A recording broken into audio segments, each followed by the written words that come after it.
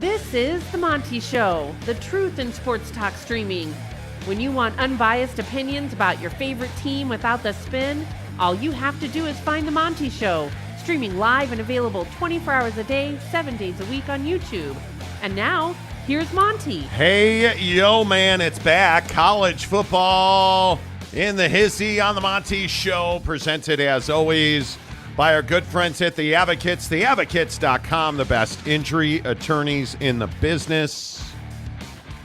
Where you never pay The Advocates unless and until they win your case. Theadvocates.com, chat with an attorney 24/7, 365. Make sure you tell them you heard about it on The Monty Show. Holy cow, you guys, we actually get to talk about a college football game of note. One also that you can go and pay $3 to see. Massive, massive game for the Utah Utes tonight. The first time since 1991 that the Florida Gators will leave the state of Florida for a non-conference game. Oh, what are you talking about, man? Which is flipping wild to me. How? We got all that coming up. We've got prize picks coming up. Admittedly, I'm a little overconfident because I've had 3 days of awesomeness. Pimp's going pimp. Right. So we'll go over prize picks. But as usual, we lead the show here on the Monty Show with a big, big update on the ACC. The ACC, according to our sources, has a pretty important call tomorrow where they are looking for, quote-unquote, finality in their process of trying to add Stanford, Cal, and SMU. They want it done or they want to move on. And it's very interesting. It seems like there are still 4 no votes at this moment. Now, I'm also told that they will discuss revenue sharing, that they will discuss college football playoff allotments as part of this call. So I think those things very quickly become done. I was also told today by sources in the ACC that, in fact, it is very clear what each one of these 4 knows. The Carolinas, Clemson, and Florida State are looking for. I think this can be worked out.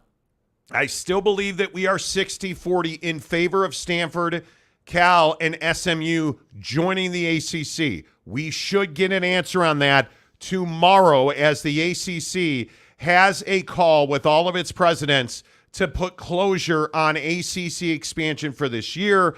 Jake, I know we say this all the time, and I'm sorry to be redundant, but it's too much of a no-brainer to add Stanford and Cal and SMU for the ACC to say no, right? Yeah, I mean, I think that, their strategy of getting closure is absolutely spot on. I mean, you need to put an end to this situation. You need to, just kind of put a cap on it. I mean, it's been dragged out. Clearly, the expansion window for the other conferences has come and gone, and the ACC is dragging its feet for many reasons, and those are important reasons, but ultimately those have come to pass now, and we need to get an answer on this. And I think, yeah, I mean, you would be silly on a surface level to not add Stanford, Cal, and, obviously SMU, given what they're not asking you for, which is money for 7 years, essentially. But ultimately, this situation just needs to get done because the season's here now. Like, it's time to go. Like, all summer we've talked about,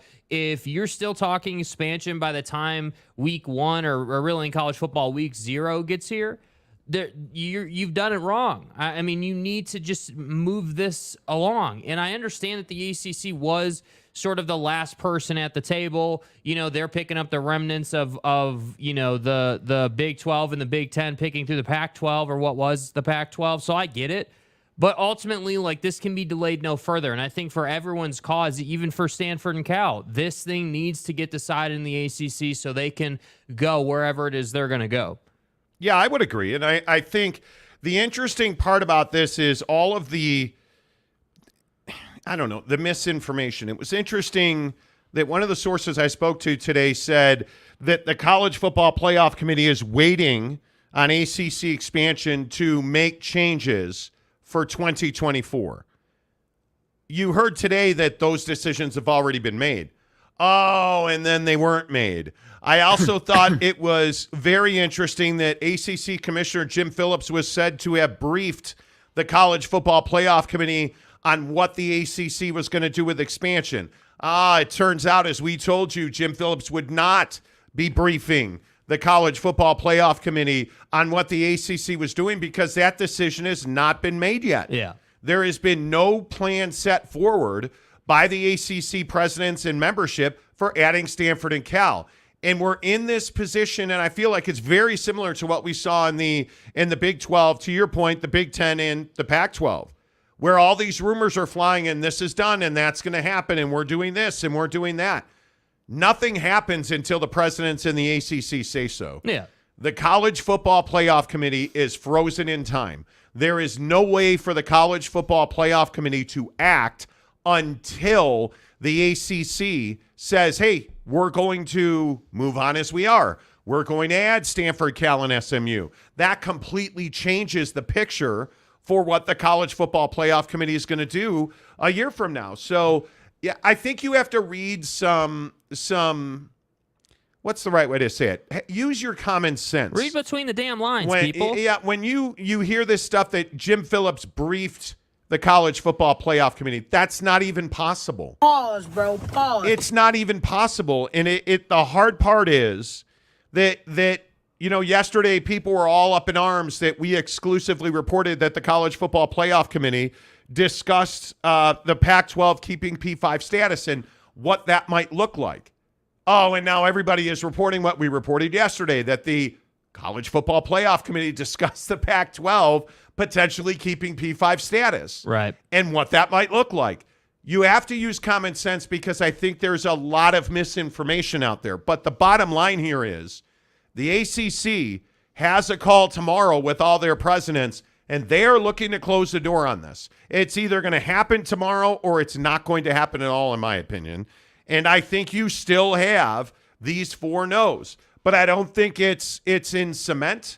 I don't think it's certainly dead at all. I think it's simply a matter of putting pen to paper on how much money Florida State, Clemson, and the Carolinas are going to get from the College Football Playoff. Yeah, and I think the College Football Playoff is obviously, of course, it's hugely influential. It decides the fate of a lot of different institutions in one way or the other. And I think that, this Pac-12 keeping their P5/A5 status, look, I understand why those 4 schools that remain, the remnants of the Pac-12 want to consider rebuilding that conference. But the reality of the situation is there are not enough P5/P4 programs available to rebuild a conference with. I mean, that's just the reality of the situation. There are only so many to go around. So My thing here is that I don't know why the College Football Playoff Committee would give, those 4 schools in the Pac plus the Mountain West P5 or A5 status. Why would you? 70%,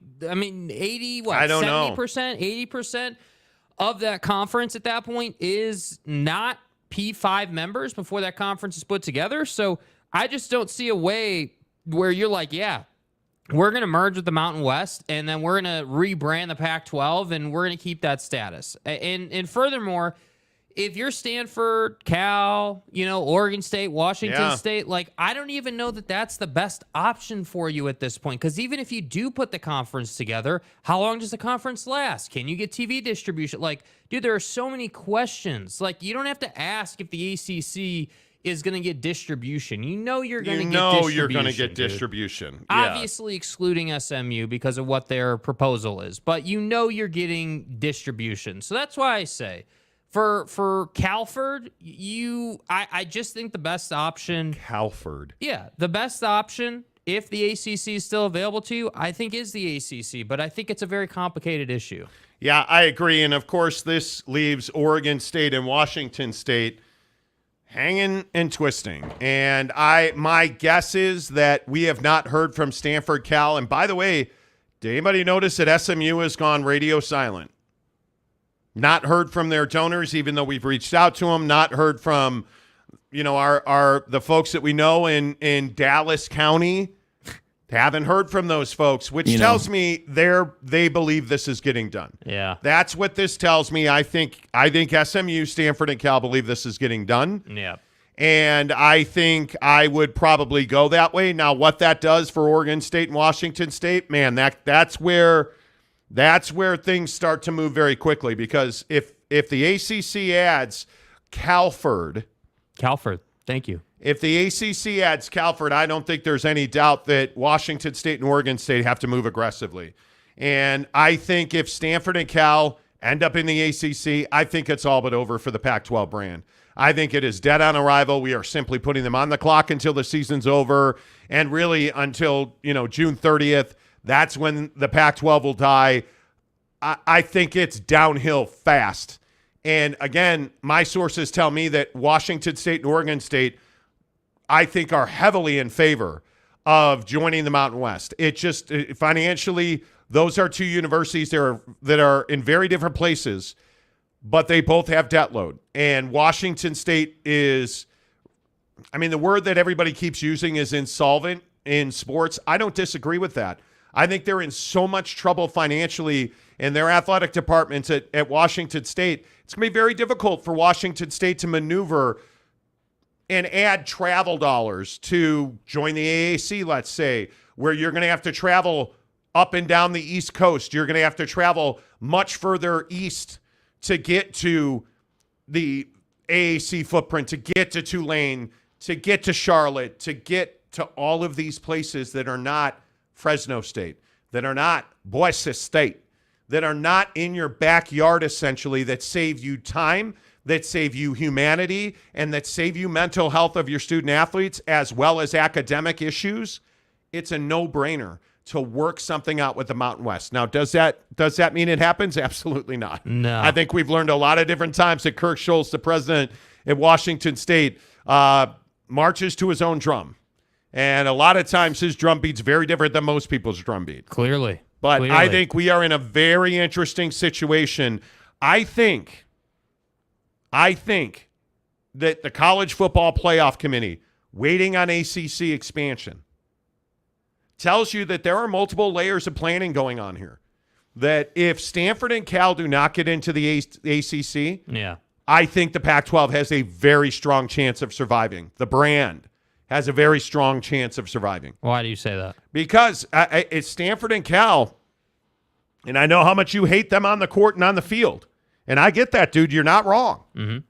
Those are some power brands, dude. Like the money that you make being in business with Stanford and Cal. No question. The money's there. From a research perspective, from an educational studies perspective, from a partnerships perspective, they make you a ton of money. It's why the Pac-12 and all of its members wanted to stay together.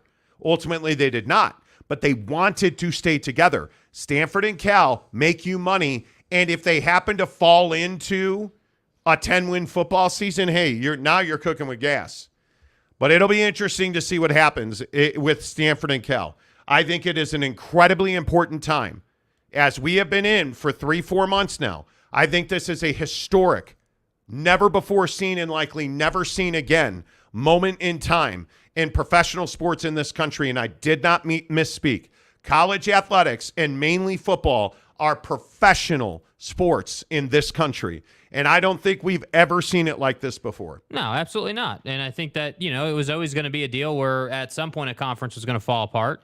I don't think anyone woke up, 2 years ago or a year ago and was like, the Pac-12 is going to be the one that burns to the ground. But, here we are. Well, and I think that you're not wrong about Stanford and Cal having a lot of money. They have a lot of money. But to put a conference back together, I just think that's such a layered proposition.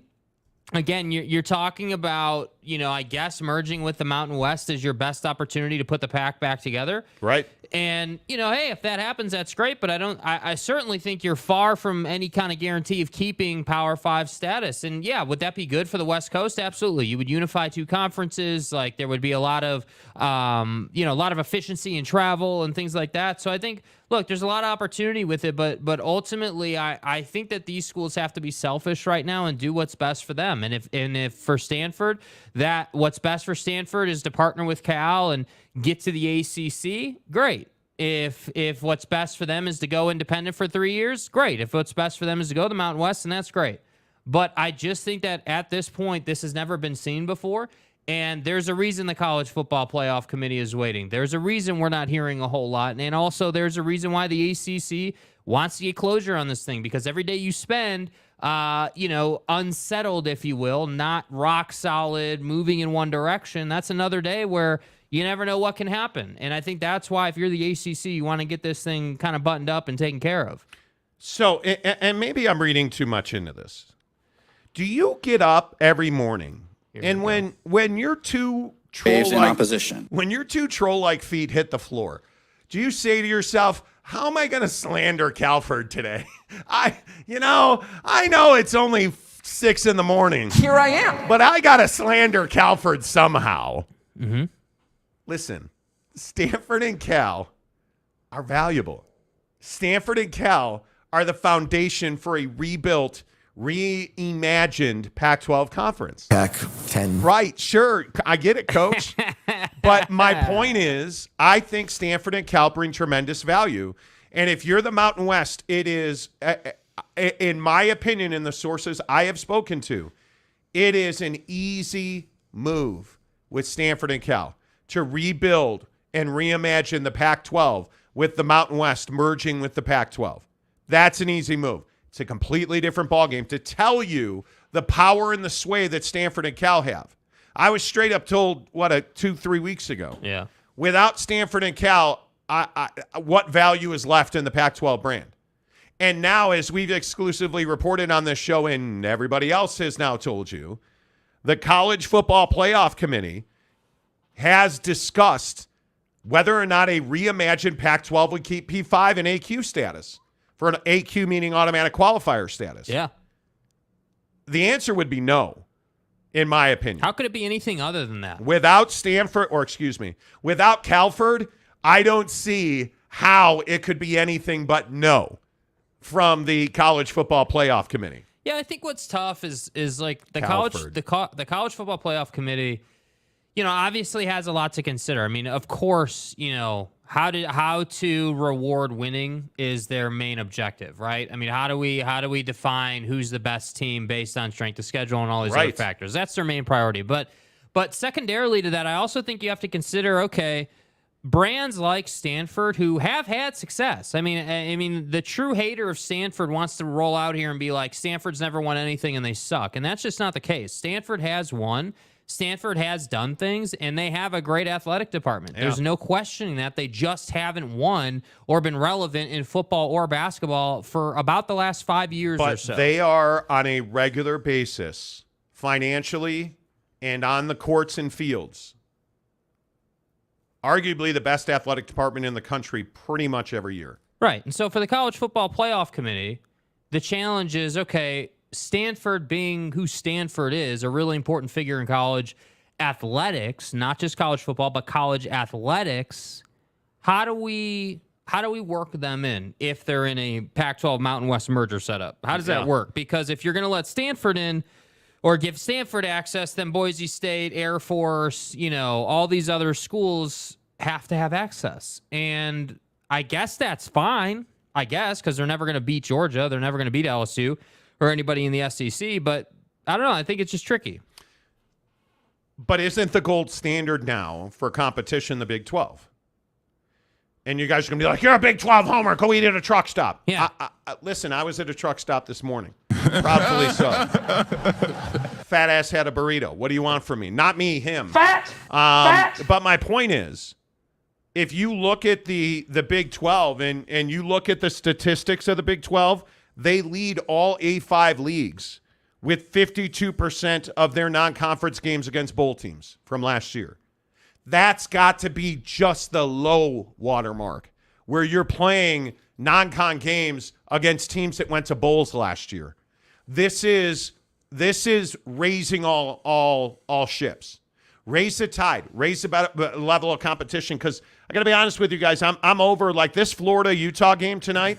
This is big boy football. This is an important fucking football game. And I'm tired of seeing, Middle Tennessee, you guys, Middle Tennessee State has a linebacker that's going to the NFL.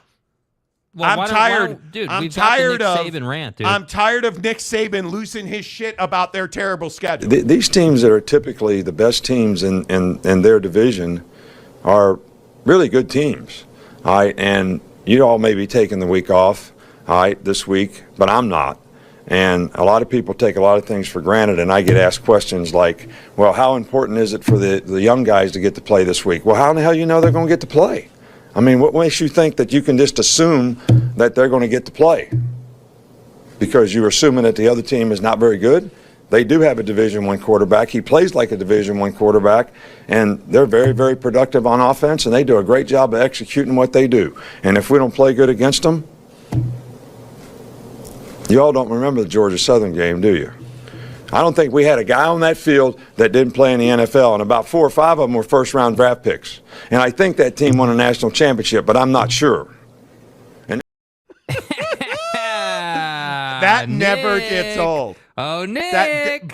And as we talk big-time college football on the Monty Show, all of our college football talk on the Monty Show presented by our good friends at Bucked Up Energy. Let's go, baby. Time to hit the buckshot. I don't know what that is. My point is, I'm ready to roll in college football. Yes. So let's pop a buckshot and let's get to work on Utah and Florida. Every day at this time, we hit this buckshot. And I tell you guys, you think this is dialed? Wait, let's get dialed. That's right.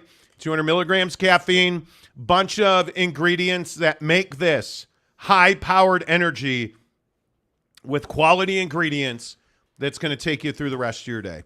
That's what Bucked Up Energy, that's what Buckshots are all about. They taste good, and they just do the job. They do what they tell you they're going to do. They give you that mental lift, whether you're trying to play better golf, which I did not do this morning. If you are trying to finish that brief in your law firm, if you are trying to TPS report, if you're trying to figure out your prize picks on the show today. By the way, did anybody notice Dak Prescott more or less half a passing yard in week 1 in the NFL? Yeah, you might want to go hit that. Yeah. My point is, friends, Buckshot's where it's at because that's what Bucked Up's all about. Make sure you tell me you heard about it on the Monty Show. Get to buckedup.com. Use the promo code Monty20 to save 20% off at purchase. Also, if you're in Utah, go to any of their Bucked Up stores. I personally shop in South Jordan, the store in Farmington Station, the store in American Park. Amazing. Go in and say, hey, I heard about you guys on the Monty Show. They're going to hand you a free energy drink because you mentioned the Monty Show. I would tell you my favorite this morning, it was confirmed, my favorite is now cherry candy. You ought to know you bought it. 0 sugar. It tastes amazing. I love Miami. You guys know that. I have it right here on the set every single day. Cherry candy from Bucked Up is the bomb. Can we talk football now? Yeah, please. Let's do that. You guys, by the way, you're the best. Please hit the like button. We're so close, dude. Can we get this done today during the show? Did you guys see where we are in subscribers? Come on. You don't track it the way I do. I'm obsessive over it. We're 155 subscribers away from 30,000. You got to get stroked. Come on. 155 subscribers away from 30,000. Come on, let's go. Let's go. And if we get to 30,000, Jake is going to give you, 30,000 of something. Never. No. If we get to 30,000, we'll give away another Amazon gift card on the show today.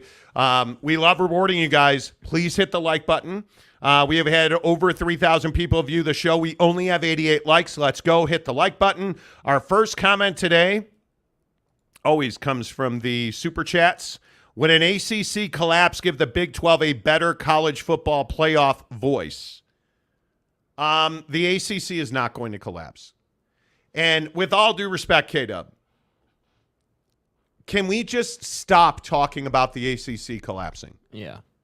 Because until somebody, and whether it's JP Morgan Chase or somebody else, forks over $120 million, and then somehow, some way, the ACC lets them out of their grant of rights, this conference is going nowhere.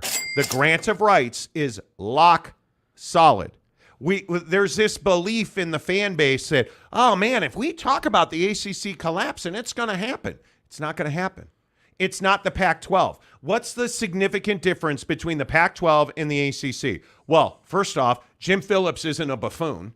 He's not incompetent, and he actually understands how to do business. Jim Phillips is a good commissioner. Number two, you have real legal teeth in your grant of rights. That grant of rights modeled after the Big 12's grant of rights, written by Bob Bowlesby, amongst others. The ACC's not going anywhere. Oh, by the way, what's the other difference? The ACC's grant of rights runs till like Christ is reborn. So when you see good old JC, son of a Jewish carpenter, walk through the door, that's the day that the ACC grant of rights expires. In God's name, image, and likeness. Probably too much. But my point is, God bless. That grant of rights isn't going anywhere. Yeah. It's 2036 is when it expires. The Pac-12 grant of rights expires in about 10 months. There's huge differences. Stop comparing the ACC and the Pac-12 situations because they are nothing alike. They're not close. They're not similar. There are zero similarities in those situations. None. Florida State can squawk until they're dead. They're not getting out of the conference. Clemson and North Carolina are not trying to get out of the conference. It's Florida State trying to rally the troops that they just said were stupid and terrible at sports. And that's how I look at it. Yeah, so I don't think they're going anywhere. We've got to stop this fantasy land where, everybody's, the Pac-12, the ACC, just the same. Completely different. Completely different. The ACC is not imploding. There is not a pathway for the ACC to implode, you guys. Yeah. We just got to stop doing that. Yeah. Tanner Plummer, son of a Jewish carpenter. That sounds like a new swear word. Cheese and rice. Damn. You say cheese and rice. Okay. Mr. Monkey, except that they will collapse. Oh, okay. Well, when they collapse, you let me know. Bryce Martin, ACC may not collapse, but they could have defects if Florida State finds a way to get out. Okay. Okay, Bryce. What's that way to get out? Not too familiar with that. They've had the grant of rights in review with attorneys for 18 months. Damn. So, and I'm not a rocket scientist. Trollfoot over here isn't either, right? And go ahead and try me then. But 18 months with lawyers, I would have guessed they can't find nothing? They'd have found the hole in the Swiss cheese if it was there. Damn. They didn't find anything. The other interesting point about this that I always laugh about, where's Florida State's, private money investor? It's going to give them $120 million. Where's Boss Frog? Boss Frog, were you cutting a check for $120 million? We really did. Boss Frog, the wealthiest man on this show, and who knew, we're private money guy. So go ahead and just tell me, where's that private money coming from? Do you think $120 million is just growing on trees? You think that's walking around money? You think that's tip money for their caddy? It's not. $120 million makes and breaks Florida State. Oh, dear. Oh, my. Where are you getting it? How are you paying it back? I don't know either. So, and I love you, Bryce, but finding a way out, with all due respect, there's no such thing. Yeah. There's no such thing. I believe the number is 9 members. Florida State, who just told you everybody else in the conference is terrible at their job and they don't win anything, and Florida State's the whole almighty, the grail, the cheese and rice of the ACC, even though they haven't been relevant for 10 years. What a strategy. Hold on. What a strategy. So let me get this right. We're gonna take a dump on everybody else in the conference and say that we deserve more money. The pro rata you deserve, Florida State. Thank you. You're welcome. The pro rata they deserve. And then they can't get a deal done, and they find nowhere to go. Do you understand? Hear me. It's been 18 months. The lawyers can't find a way out. Do you think if Florida State was going to find a way out, that they wouldn't have done that already in 18 months? How dumb do you think I am? And then you called all your business partners stupid and terrible at their jobs. Yeah, but why don't 8 more of you hop on board and help us? Hey, guys. Here's the other question, just out of curiosity. ACC implodes. Do you think all those schools are P5? Ooh. You're not that guy, pal. Trust me. You're not that guy. Let me get this right. Stanford doesn't have a home, but you think fucking Vanderbilt is like everybody's All-American? Oh, man. Dude, Greg Skanke he just cannot wait to add Vanderbilt. Greg Skanke. Sorry, slip of the tongue. Greg Sankey just cannot wait. Feinbaum cannot wait to save. Vanderbilt's in the SEC, but my point we have is, Feinbaum. Feinbaum can't wait to save Georgia Tech. What do you think Virginia Tech's the first choice on everybody's list? You're filling in for somebody. Bad news, Chapel Hill. Do you think your boys at NC State are everybody's All-Americans? They're not. Oh. They're not. Oh. They're not. Every conference has their trash, dude. Boston College. Oh, man, somebody get Skanky on the phone because Boston College is a free agent. How do we say no? Hockey program.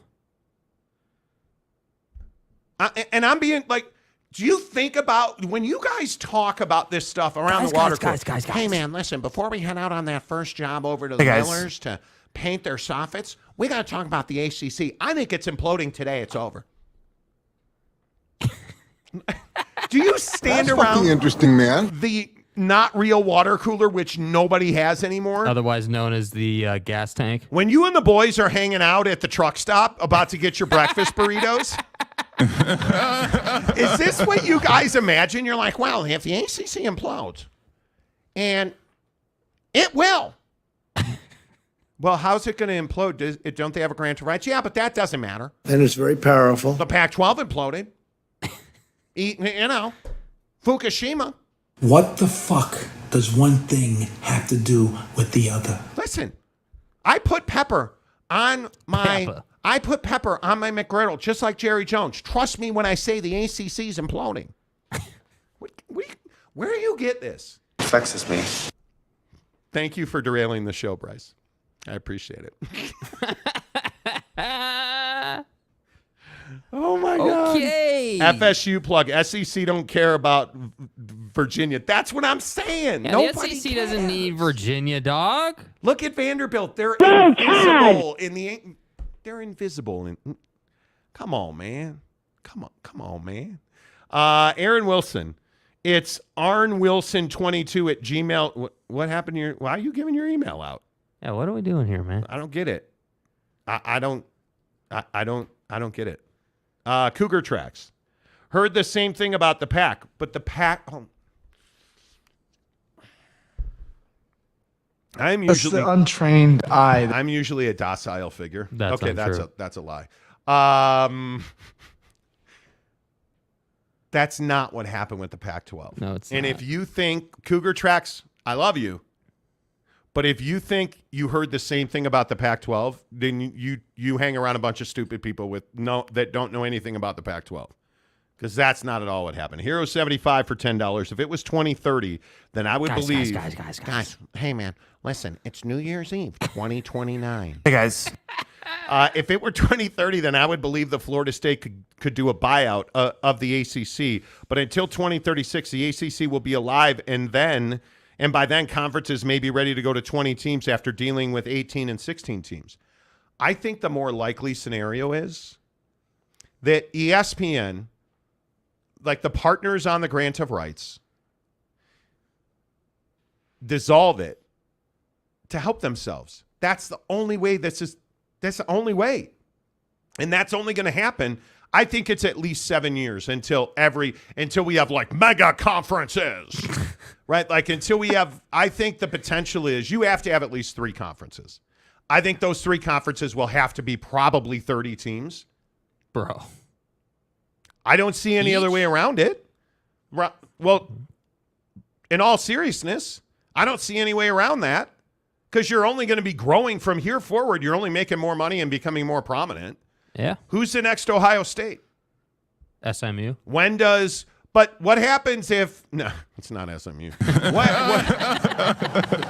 What happens if Matt Rule blows up Nebraska? Did you see what they did in volleyball last night? Dude, that was incredible. So I told you about Trev Alberts, the athletic director at Nebraska. He's kind of a serious guy. Did you guys see the That's camera my shots? dude. I love that dude. Dude was very serious last night. So I ask you again, what if Matt Rule makes it USC, Oregon? Well, Oregon doesn't win big games, so screw them. Because it's garbage. What if the Big Ten becomes USC, Washington. Thank you. USC, Washington, Oregon, Michigan, Ohio State, and then Nebraska steps up. What if, and I know this is crazy, what if the bad juju falls off of Penn State and all of a sudden they start winning championships?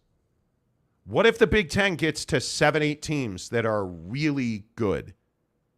And the SEC and Lane Train figures it out at Ole Miss. He ain't going to figure it out. And what if somebody in Starkville, let's get crazy. No, wait. Let's get really crazy. What if somebody in College Station, after Jimbo gets bought out, actually starts winning games at A&M? And now let's get really crazy. What if Sarkisian actually wins the Big 12 for the first time in 7 million It's the fucking vernal equinox. Yeah, like the Earth, the moon. It was a blue moon last night. Once in a blue moon, Sark is right. Any beers? Think about it. It's not that far-fetched to think, 25, 30 teams Nobody's in a talking conference. about Luke Fickell at Wisconsin, dude. What if Luke Fickell, He can do it at Cincinnati. He can do it at Wisconsin, I assure you. Hey, look at that. Look at that. Dennis Dodd reporting. Guys. Right on time, Dennis. Sources just told the ACC's president's call is rescheduled for tomorrow morning. Well, holy shit. Now we got to start the show over because Dennis is only an hour late. Bro, can we get J.D. Wicker up on the program to confirm or deny Dennis Dodd's report here, man? I love my guy. I do, man. That we've been talking about. Anyway. Hey, look here, man. Your sources are slow, Dennis. If it was 2030, then I would believe FSU could do a buyout. I agree. I think that's exactly right. What's up, Raider Mark? Good to see you. Pew, pew. You guys covering in Laramie? Tell me, and I know that I'm crazy, clearly based on the first 38 minutes of this show. Any comment that starts with, I know that I'm crazy, is going to be good. Jake and I are diametrically opposed. So we're driving back from golf this morning. Right. And we're talking about Texas Tech and Wyoming because we have no lives. Guys. We're sitting in the family truckster, right? Right. Driving down from Park City after we played tremendous golf. Do you know what that's like these days? No, because I don't play tremendous golf. And we're talking about Texas Tech and Wyoming, and Jake's like, dude, they're gonna cover. They're winning the game. I'm like, have you been? No, it doesn't. It's Wyoming. It's fucking Wyoming. What are they gonna do?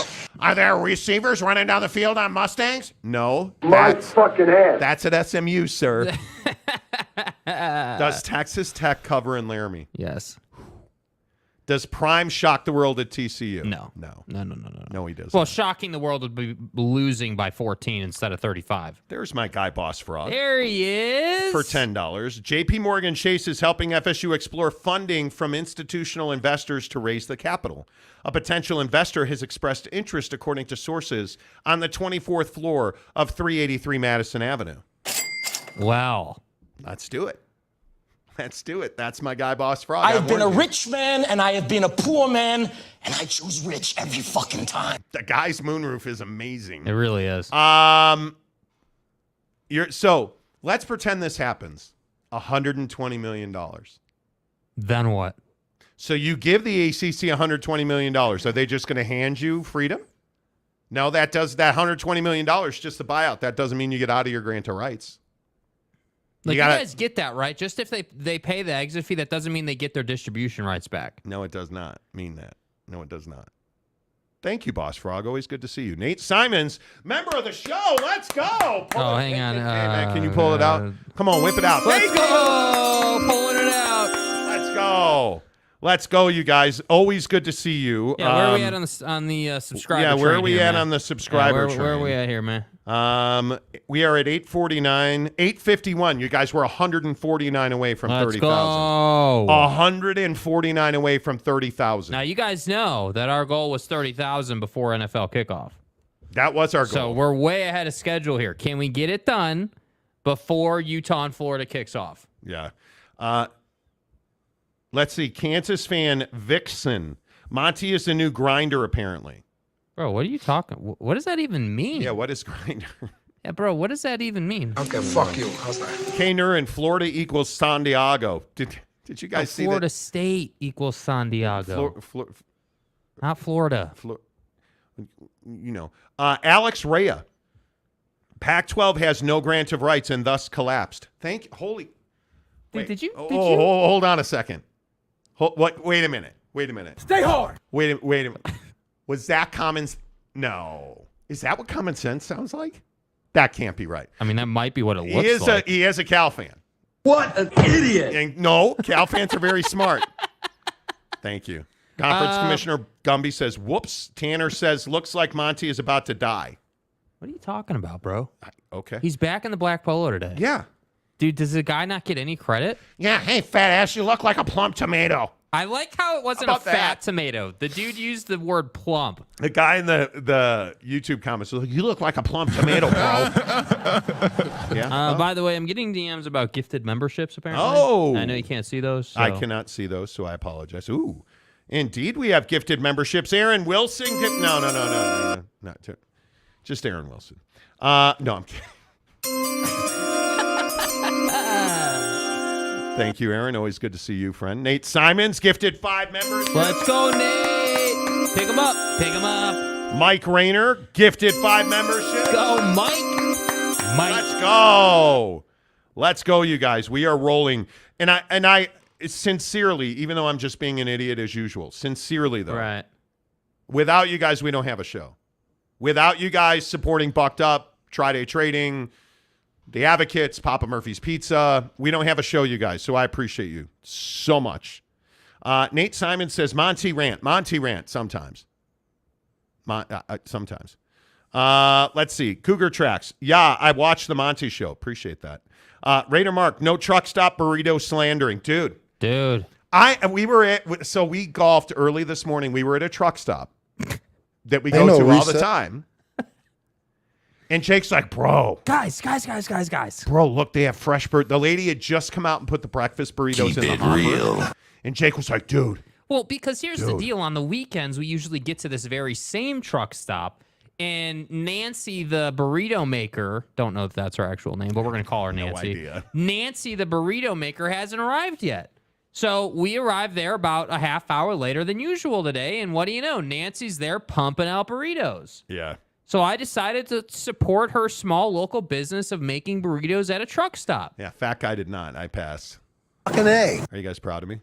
Let's see. Vixen Spangler. Damn, how do I get one of those memberships, LOL? You just click membership. Kurt Myers. I'm in for that. Okay. Aaron Wilson, Tech winning by 21. That's one of the games that I'm worried about this week. I am worried about that game. I think Texas Tech wins. Uh-huh. No question in my mind. Right. Will they cover? No. Will they cover? That is a big, big, big deal. A big deal. Shaner gives 5 members. Shaner. Okay, got to come over here. Then we got to go over there. Okay. Whew. View from the cheap seats is good today. Shaner, appreciate you. Cyclone Steve says, yes, you're crazy. Totally. Yeah. Matthew Farmer. Baylor should win too. Baylor should win too. I said should. Yeah. Should win too. We didn't start out great, but then we got momentum going. Let's talk about Utah and Florida. Right. Tonight. Yeah. Now, I want to put up my prize picks. We'll get to prize picks in 45 minutes. Yeah. But I got to tell you, the line moved on this game, and it's a shocker. More money's coming in on Utah. They're -5. Yeah. The over's 44.5. Uh-huh. At home, Rice-Eccles Stadium in Salt Lake City against the Florida Gators. 6 p.m. ESPN. Let me show you my prize picks, dudes, because I call these Timmy's suicidal prize picks because I am red hot on prize picks right now. T. But you'll notice at the top, Mr. Plumlee at the Bounce House, more than 222.5. Graham Mertz, less than 179.5. Right. And Montrell Johnson and my guy Jaquindon, more than 124.5. Right. There's also some baseball at the bottom, but we'll get to that later. I'm expecting a big night out of the Utah Utes offensive line. Yeah. And I think there is no question that when you are returning 3 starters on that offensive line, When you look at the fact that Utah is in phenomenal shape defensively, I can only tell you so many times that Cole Bishop's a stud. That's a guy you need to know. He is on the back end of that Utah defense that is deep and talented. I think this Ute defense, I think they are going to thrash at the line of scrimmage in the trenches. Utah should dominate the line play. 7 starters on offense. Cam Rising's not going to be there, and that's a big deal. But Emery Simmons, obviously Micah Pittman, Landon King. I mean, you have more dynamic weapons. But we said this last year about Money Parks at Utah. Right. Show me you can be that dude. Who's Himmy? Who's Himmy? Who is it? Yeah. Because one of these dudes needs to show out. I know what Jaquindon Jackson can do. Now show me who the number 1 target is. Does Brant Kuithe play tonight? If he plays, they win by, I would say, 21 points. Uh-huh. If Brant Kuithe doesn't play, some dudes are going to have to step up who have never stepped up wearing the Ute uniform. I love Utah in this game. I am unbowed by Cam Rising not playing. You are playing an experienced backup. And the backup to the experienced backup has all kinds of potential and firepower. Right. But it doesn't matter unless the skill positions, especially through the transfer portal. And my guy is Micah Pittman. Facts. Him and Jaquindon Jackson, if Brant doesn't play. If Brant Kuithe plays, Brant is more than capable of leading the line. Mm-hmm. I still love Utah in this game. Again, it's why when you look at my picks, I think Jaquindon and Johnson will go for 125. I think Graham Mertz is in for a very long night. I think he's a guy that does not complete passes at a high percentage. We know who Graham Mertz is. Yeah, you know who he is. I mean, it's not any surprise. And by the way, they're not a good program on the Either road. way. Florida's not a good program on the road, historically speaking, and I'm a huge believer to win a game like this, you need, bona fide veteran, know how to lead an offense type guy, Florida, you guys understand, has very little experience on the field. 109th in experience in college football. Yeah. 109th in experience for Florida. You're on the road in a non-con game for the first time outside of Florida since 1991. You had a hurricane at home. You've been in Texas. You're stupid because you didn't come to Salt Lake City. That was a huge mistake. Yeah. Just spend another 15 minutes at elevation and you're better off. It was just not well thought out.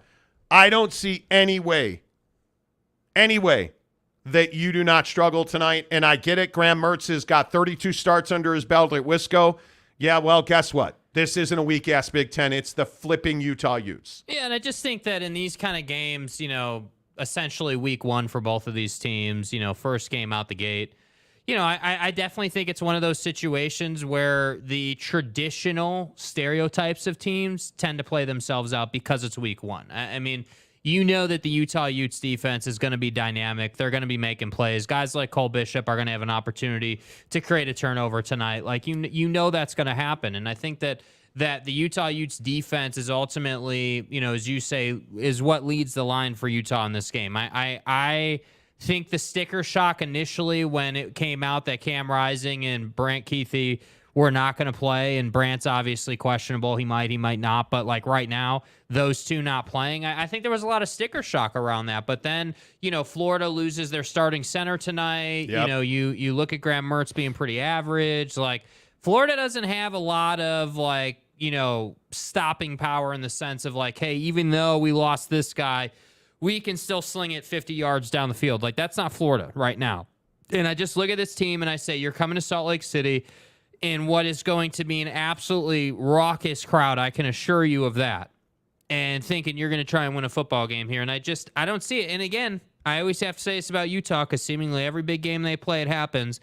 Who on Utah's offense is going to make a mistake tonight? Is Micah Bernard, let's say, going to fumble the football? Who's going to give the Florida Gators another possession? But if you look at guys like Micah Bernard, I think he's a hugely important dude. Yeah. Because we'll see what they roll out. I would expect Utah to come out and be a lot more the word's not exotic because they're rarely exotic on offense, but a lot more diverse schematically. I would expect you to see different route combinations. I would expect you to see more packages of 3-4 wide receivers because now you have quality depth. I want to see Devon Bailey, the wide receiver for Utah, earn his spot. I want to see him be a guy where you're like, yeah, he's got to play. We got to get him more reps. Yeah. Somehow I don't know that that's going to happen. I also think you look at Keaton Bills and the other offensive lineman you need to watch, Spencer Fano. And Jake and I know the Fano boys pretty well. Yep. Logan and Spencer transferred from BYU to Utah. That's going to be a very interesting watch. But I think this linebacker core, Reed, Van Fillinger, I think he's a really important guy. Yeah. He's got to stay healthy. They're just Lander Barton is the next superstar linebacker in this league. Lander Barton is going to be incredible. I just can't say enough about the Cole Bishops, the depth on that defense, you guys. Yeah, you got playmakers on defense for Utah, and that's what I'm saying. Like, Karene Reed is a stud. Yeah, like when you look at these prize picks that we have for you, like that's why I'm saying. Like when I look at Graham Mertz, like that's a less pick because he's facing a stout defense, and honestly, he's one of the least explosive players in all of college football last year. Yeah, 38 starts, 32 touchdowns. That's a problem, dude. Yeah. Like, that is a problem. I love the Utes in this game. Yeah. It'll just be interesting to see where does Utah's defense score that touchdown? Yeah, and as far as the Utes being -5, I think that makes sense, all things considered. That's a pretty respectable number at home considering you're missing your quarterback and your star tight end. Greg Hawkins, the resident Utah fan, one of them. I'm almost expecting a Utah offense circa 2015 look today. I'd love to see it. The Ken Scott, Drez Anderson, remember Murph at tight end? You had some dudes. But Devontae Booker was in that backfield and Travis Wilson. And I want to see... the thing I worry about, and I know we probably need to talk more Florida, but Florida is very uninteresting. Yeah. I'll be honest with you. Yeah, Buddy's in the NFL now. There's not much to talk about. But I want to see Utah diversify and get explosive. They have the athletes to go over the top, and I wonder, do we see more route trees to get separation? Do we see more crossing patterns? Do we see a lot more, run down the boundaries, go routes, seam routes? Yeah. I'll be interested to see because without Cam Rising, the question is how much do you trust? How much do you trust throwing the football right now? If you look at, and I'm not bashing Bryson Barnes. Right. He's not Cam Rising, but he can throw the football. He can, yeah. We saw in the Rose Bowl, he is capable of coming in and throwing the football if he has protection.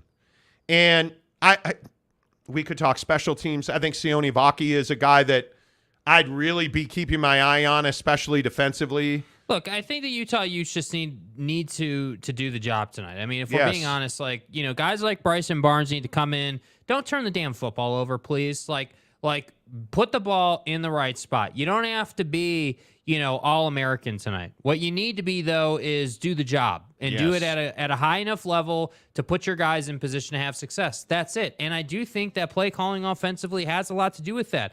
Let's not take a shot down the field to start the game because Bryson Barnes is starting the game.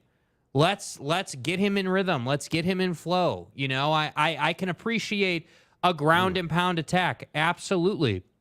So if the strategy is, hey, we're going to run the rock and get their linebackers to suck up to the defensive line, okay, I understand that. I can get that strategy, but at some point, Bryson's going to have to stand there and, complete some passes. And once that happens, then I think the game is really started. Once you get him engaged, now we can start talking about, play action, taking some shots. Yeah. But ultimately, what Utah can't do tonight is turn the football over. And I know that that's the cliche football thing to say, but when you are down starters, Cam Rising, Brant, Kuithe, those guys are impact players. So you cannot give Florida 2-3 extra possessions tonight. You need to be disciplined. I would agree because Ricky Pearsall's a guy that's just good enough.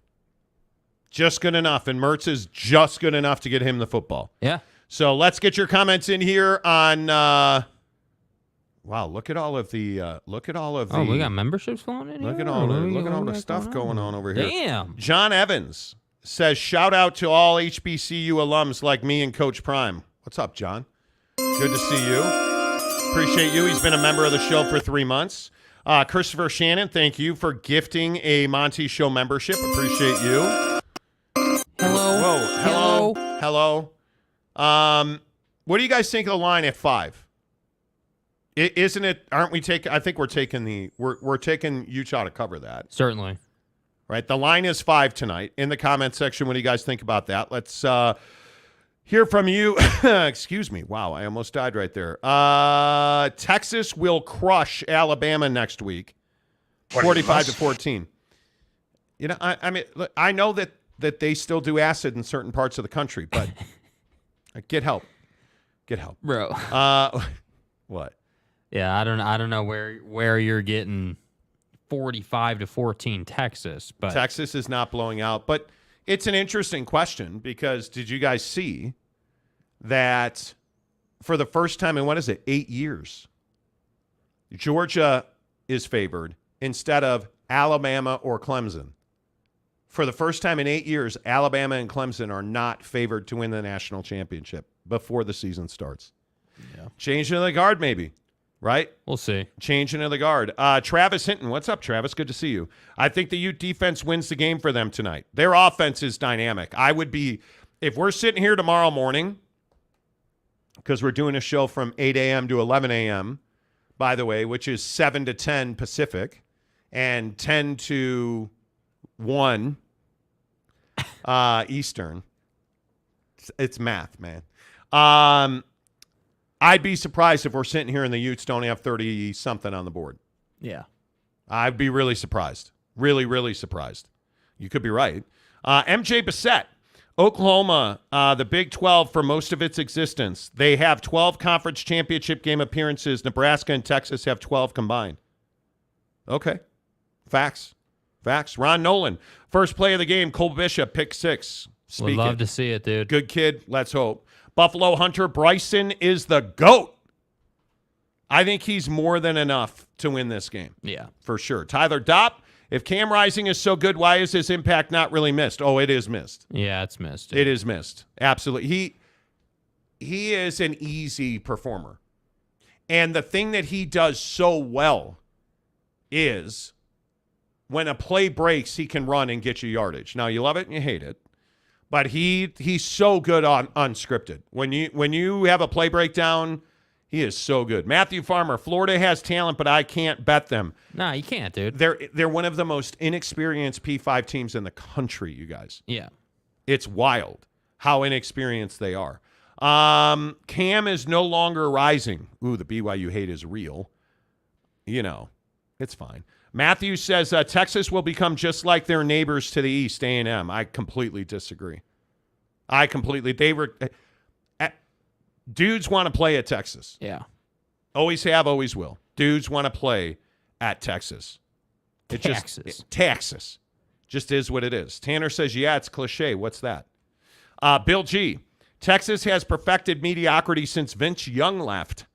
Good years with Colt McCoy, but otherwise very average. Sir, the terminology is mid. Thank you. Yeah, I don't know about that. Alex says, everybody on here a member after all those giveaways. You would think, but still not. Bryce Martin, 70-yard bomb to start the game will get you in rhythm and put Florida on their heels. Amen. I'd love to see, wouldn't you love to see a Kyle Whittingham offense open up 1-for-1, 70 yards, touchdown?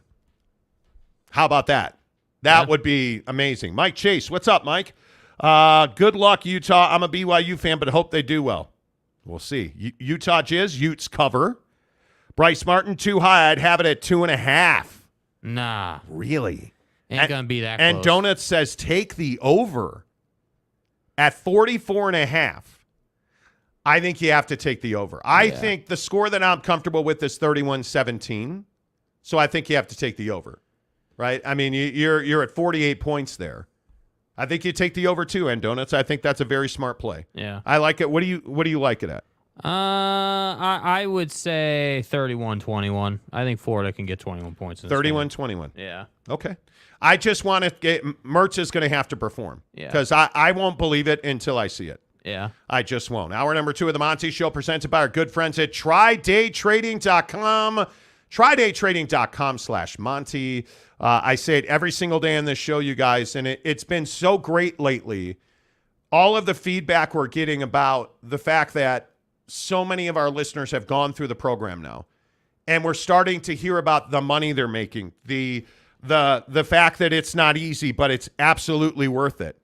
And I say more power to you. Become empowered. We hear every day about people losing their jobs. We hear every single day about people having to go back in the office. Every single day about people pissed at their bosses or too many reports, or work for yourself. Get through the TryDayTrading.com program. When you graduate, they're going to open an account and fund it for you. You trade with their money. When you make money with TryDayTrading.com's money, they give you 80% of the profit. And the best part is, right now for Monty Show viewers, they have a 30-day trial membership, and the only thing you have to do is make a $10 charitable donation. That's it. That's all you have to do. And you get their entire program. There's no holding back. There's no, well, you don't get that part. No, you get it all. They're elite level, high level coaching. You'll get assigned a trading coach who's going to teach you, mentor you. When you graduate, they still work with you. They're not just going to leave you high and dry. Tri-Day Trading is everything that you've been looking for to get that nicer house, to absolutely get the Boss Frog Porsche. TryDayTrading.com. He's become a thing on the show, a Boss Porsche. Anyway, my point is to get the Boss Frog Porsche. TryDayTrading.com. Live the life you know you deserve. TryDayTrading.com/Monty. Make sure you tell them you heard about it on the Monty Show. Let's keep rolling with college football talk because I think there's so much out there. Again, we are just now 2 hours away from kickoff between Utah, who's a 5-point favorite on a 44.5 number, against Florida, who is playing their first non-conference game outside of the state of Florida since 1991. It's at Rice-Eccles Stadium in Salt Lake City, Utah. 6 o'clock, ESPN. It's going to be a tilt. And I love Utah in this game, even though Cam Rising is likely not to play according to ESPN's Pete Thamel. Brant Kuithe is doubtful. Yeah. If those two guys play, they're going to score 40 points. Yeah. If they don't play, I think I'm going with 31-17. It's a win. It's a cover, and it's an over. I mean, would anyone be surprised if Cam Rising played tonight? Like, I would not be surprised. Everyone's saying, oh, he's out. And then he just rolls up. Yeah, I agree. And then there's this game. Mitch Trubisky, in honor of Monty, wants to know about UCF. This UCF game against Kent State, I'm actually really looking forward to it because I think the bounce house is going to be wild. Right. Look at the number in that game is 55 points. UCF is favored by 36. My only concern with my prize picks today, and my only concern with my prize picks is John Reese Plumlee. 222.5 yards. I picked more. Does he play the second half? I'm a little concerned about that because I think the rest of it's on lock. Right. If we're being honest, I think the rest of it's on lock. I think it's going to be interesting. Daniel Dixon says who's going to win the Nebraska-Minnesota game tonight? Nebraska. Well, it's time for Buddy to show what he's got done. I would agree. It's time for Matt Rule to show the progress, and I'm not saying Nebraska's got to be a 10-win team, but this is a game you should dominate. This is a game that if Matt Rule is any kind of head coach and Nebraska's got any kind of pull, this is one where you should really own them. Yeah, and just looking at it, and I mean, it is a conference game. It is, I'm a little surprised that Minnesota is a 7.5-point favorite because I want to see what Matt Rule's Nebraska Cornhuskers look like. Yeah. I'm sorry. Go ahead. Well, I was just going to say, I think someone like Matt Rule's got as much pressure, if not more, than a guy like Dion does, than a guy like Luke Fickell does. I mean, Matt Rule has an established track record of success at a P5 level.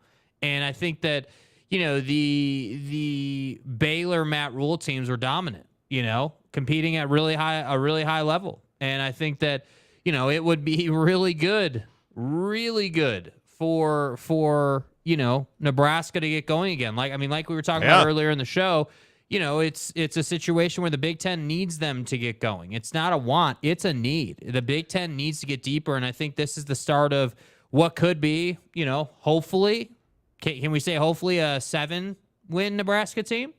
I mean, is that unfair? I think 7 would be, that'd be a hell of a first season. That would.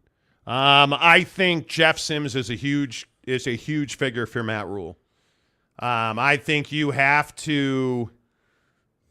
got to have a good year if Nebraska is going to do anything. I love that he's a dual threat. I love the fact that he averages 6 yards a carry. He's got to be a better passer at Nebraska. If he is not a better passer at Nebraska, I don't know how they win 7 games. I don't know how they win 5 games. Right. Because he was not a good passer at Georgia Tech. That's one big thing. Matt Rule's defense is going to be good. They've got, 6 returning starters on defense. And the style of play he likes to run. The question is, how much controversy can Minnesota handle? Because it has been a tough summer. And Matt Rule is a road dog. That's another thing I don't love. Yeah. He wins 68% of the time. Yeah. I love this to be something like, I think you got to take Nebraska +7. I think Nebraska wins the game. Yeah, I mean, I think Nebraska wins the game, but I look at this and I say, dude, Nebraska's got to control, the run game, right? Like the Nebraska defense can't allow, Minnesota to ground and pound, at will, because ultimately, and this is what we talk about with Prime too, right? Where that Prime is going to want to try and control clock and do those things because he's got a new team, right? I would assume that Matt Rule, logically wants to say, okay, I have a new team. My defense needs to stop the run first. We got to be committed to that because once that happens, we're in a much better place. So I would expect a strong, defensive line to come through for that team. I would imagine that Ethan Kaliakmanis is going to have to be a monster tonight if Minnesota's going to win. I mean, I think we got a small taste of what he could be. Mm-hmm. But this is his gig. This is his job. This is his whole thing. This is your team now. Kaliakmanis. This is your gig now. Right. Can he carry them? I don't know. Minnesota has always been this defensive team under PJ, but 15th in success rate allowed, 32nd in plays allowed. I mean, and 4th in finishing drives allowed. They're good. Yeah. The fact that Minnesota lost their 2 best offensive players, though. But a lot of replacements on the offensive line. Just looking at the depth and experience. But look at Sean Tyler, right? Transfer running back for Minnesota, ranks 9th. Last year ranked 9th in FBS with 147 all-purpose yards a game. So this is a guy that clearly can run the football up the middle, but also can play in the flat. That's how you're going to rack up a lot of all-purpose yards. But I'm not even worried about the offense. Well, how is the Minnesota defense going to fare? You had big attrition on that front 7. You did not add anybody in the transfer portal. Yeah.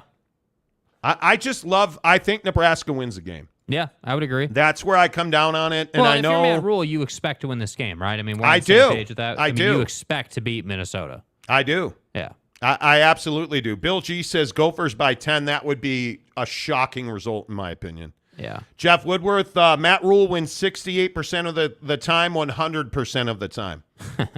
I agree. It's a good point. MJ Bissett, could SMU buy their way into a Pac-4 Mountain West combo? Why would you? Wouldn't you just stay in the AAC? Why spend your money when you're in the same spot? In my opinion. Kenneth Maynard for $5. My ECU Pirates beating Michigan Saturday is more likely than Florida State leaving the ACC. Focus on winning the conference. Bro, thank you. I should pay you $5. Are you serious with, like, if Florida State, if SM freaking you would focus on the AAC, you're telling me you got all this money and you're this juggernaut waiting to happen. Why aren't you dominating the AAC? You're telling me that you're getting screwed in the ACC, Florida State, but you haven't been relevant in 10 years. Help me understand it. Why should we believe that all of a sudden Florida State's going to get out of the ACC and, oh, my God, there will be no oh, my God. Yeah. The risks that Florida State runs, much like SMU, you're going to be an afterthought. You're going to be UCLA. Hey, cool. Yeah, hey, John Wooden. Used to love that guy. He's dead now. All right, let's talk about USC. Yeah. That's the risk you run. Yeah. And I don't know that that's that harsh. That's the risk you run. Yeah. T. Higgins is a badass. Stupid attempt at humor. What does that mean? Yeah, what is that? What do you mean? What I don't know what you mean. Matthew Farmer, Nebraska isn't very good. Neither is Minnesota. San Diego State Aztec says, see ya, folks. All right, Glenn, good to see you.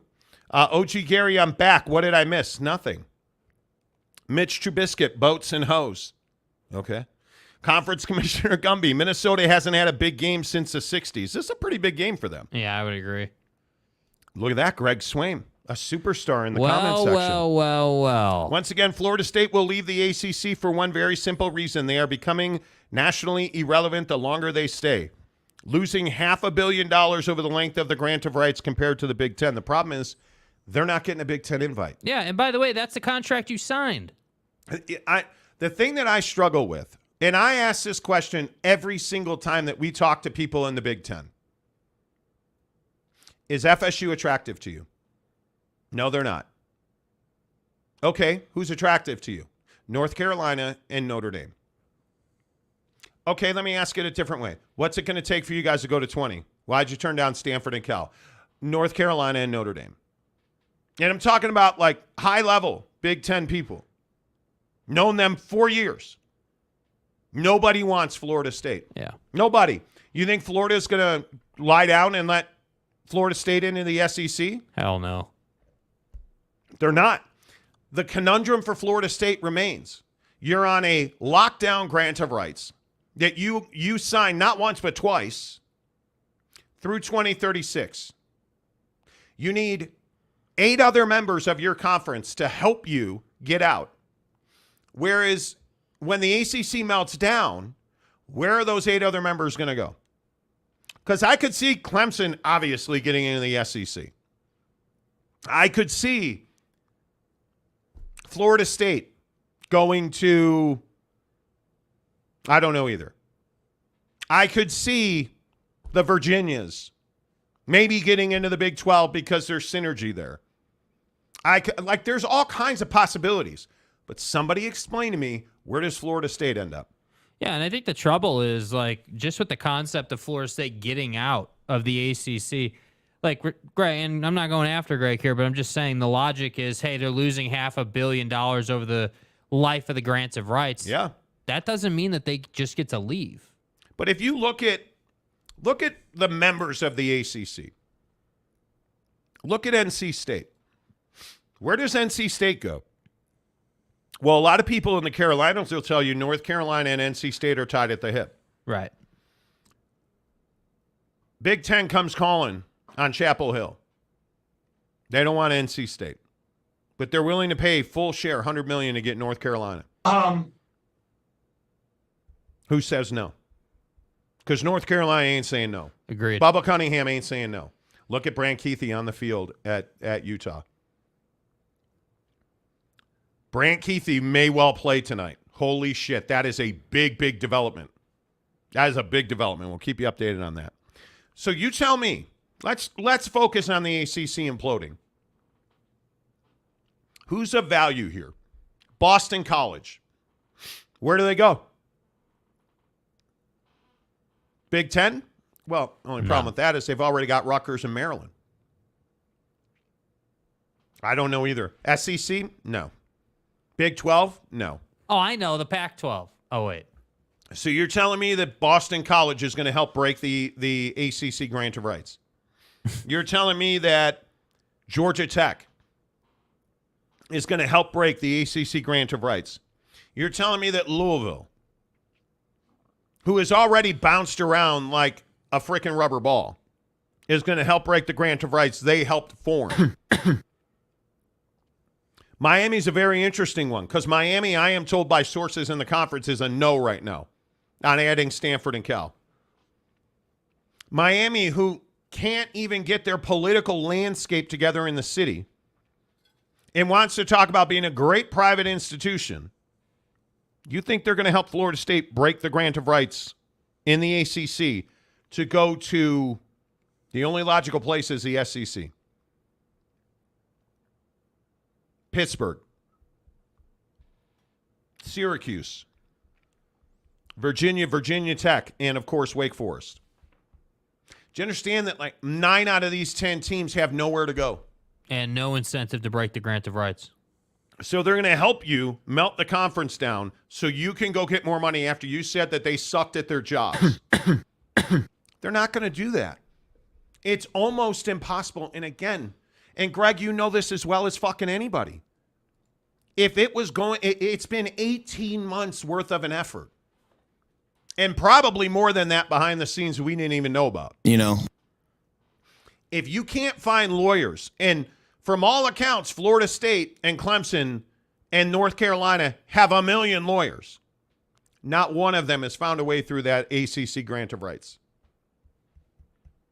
How are you going to get out? Yeah. And go ahead, get your JP Morgan Chase $120 million. How are you getting out of the grant of rights? Because there aren't any other members in that conference who want to help Florida State if it doesn't help them. That's the reality of it. And sure, maybe I'm an idiot and maybe I don't know what I'm talking about, but tell me exactly how that's wrong. Tell me how that's wrong. Yeah.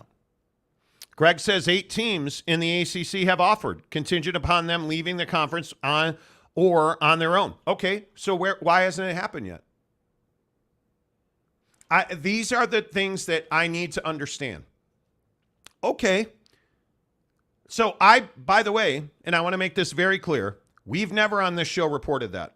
We have been told point blank that they do not have 8 other teams. Yeah. Point blank by high-level sources. They do not have 8 other teams. They have 5. And now they have 4. Because I'm not ready to count on Miami. Let's see what happens in this ACC expansion vote. If Miami's a no, you'll have your answer. But I think they have 4, potentially 5. I've never been told they have 8. Never have I been told they have 8. And in fact, we've been told more than anybody would like to know that Duke and North Carolina are not in lockstep. Right. That North Carolina and North Carolina State are both no's to expansion. Duke is a yes. So if they have 8 and contingent upon them either leaving the conference or on their own, they're not. So are you saying they're not trying to melt down the ACC grant of rights? Or they are, and they need to have a home? It doesn't make a lot of sense. Yeah. It just makes 0 sense. It makes 0 sense. Yeah, I just don't. What else is there to say? The little guy in the ACC is not going to help Florida State. Florida State basically crapped all over everybody. Another reason they don't want to help them. And Florida State can't get out of the paperwork. It is what it is. Stop wishing because it ain't going to happen. The other thing I find so interesting about this is the argument that time will heal all wounds. Because I see 10 of you in the comments talking about this. The grant of rights does not get easier over time. The funny thing about the ACC grant of rights is the buyout goes down, but it goes down very incrementally. And if you expand, it's probably going to get more difficult because the percentages will change and the money will go up. So you're gonna pay each member of the conference more money, supposedly. Allegedly. And then those that go to the college football playoff in the NCAA tournament will get increased splits. But at the end of the day, a rising tide raises all ships. So you're going to ask Boston College to vote yes? Like Louisville's one of the most interesting ones in this whole discussion. Right. Louisville knows that their bread and butter is basketball. And we've had this discussion on the show at length. Many times. We've talked about Louisville at length. Louisville knows that they will occasionally win in football, but that they make most of their money in basketball, and they'd like to get back to that. Yeah. Why would they leave the company of Duke and North Carolina and Florida State and Virginia? Think about the basketball prowess of the ACC. That's the other thing that I don't quite think people understand is Louisville is an odd friend to have in that conference because they don't have long-lasting relationships. And point blank, by people at Louisville and in TV, which is where it really matters because television is going to control where Florida State goes, nobody believes that the ACC grant of rights will melt down. Oh. Nobody. I mean, there's nothing to suggest it would. Yeah. There just is no reason to believe that. I mean, the only one who believes that is Florida State fan, right? Like, the only one who believes that or wants it to happen is Florida State fan. Again, little guy in the ACC has literally zero incentive. Again, none. Especially since the Pac-12 melted down. Dude, if you're a little guy in college athletics, you don't want to rock the boat. You just want to keep getting paid and keep the water nice and calm for as long as possible. And Florida State's in a terrible spot, I mind you, because with the College Football Playoff Committee, and I want to make sure we get this clear as well because I don't want any more DMs on this. Right. ACC Commissioner Jim Phillips did not make a presentation about the current state of ACC expansion, which has been reported by several people. Right. That never happened. Jim Phillips was not at the meeting. He was a satellite participant. And they did not even ask about ACC expansion. The only thing that was talked about, from what our sources told us, was they agreed to take no action on the 24 structure until ACC expansion was settled. Yeah. Yay or nay? Because the College Football Playoff Committee also knows that that's a domino effect for Oregon State and Washington State and whatever's going to happen in the Pac-12. So there was no update on ACC expansion.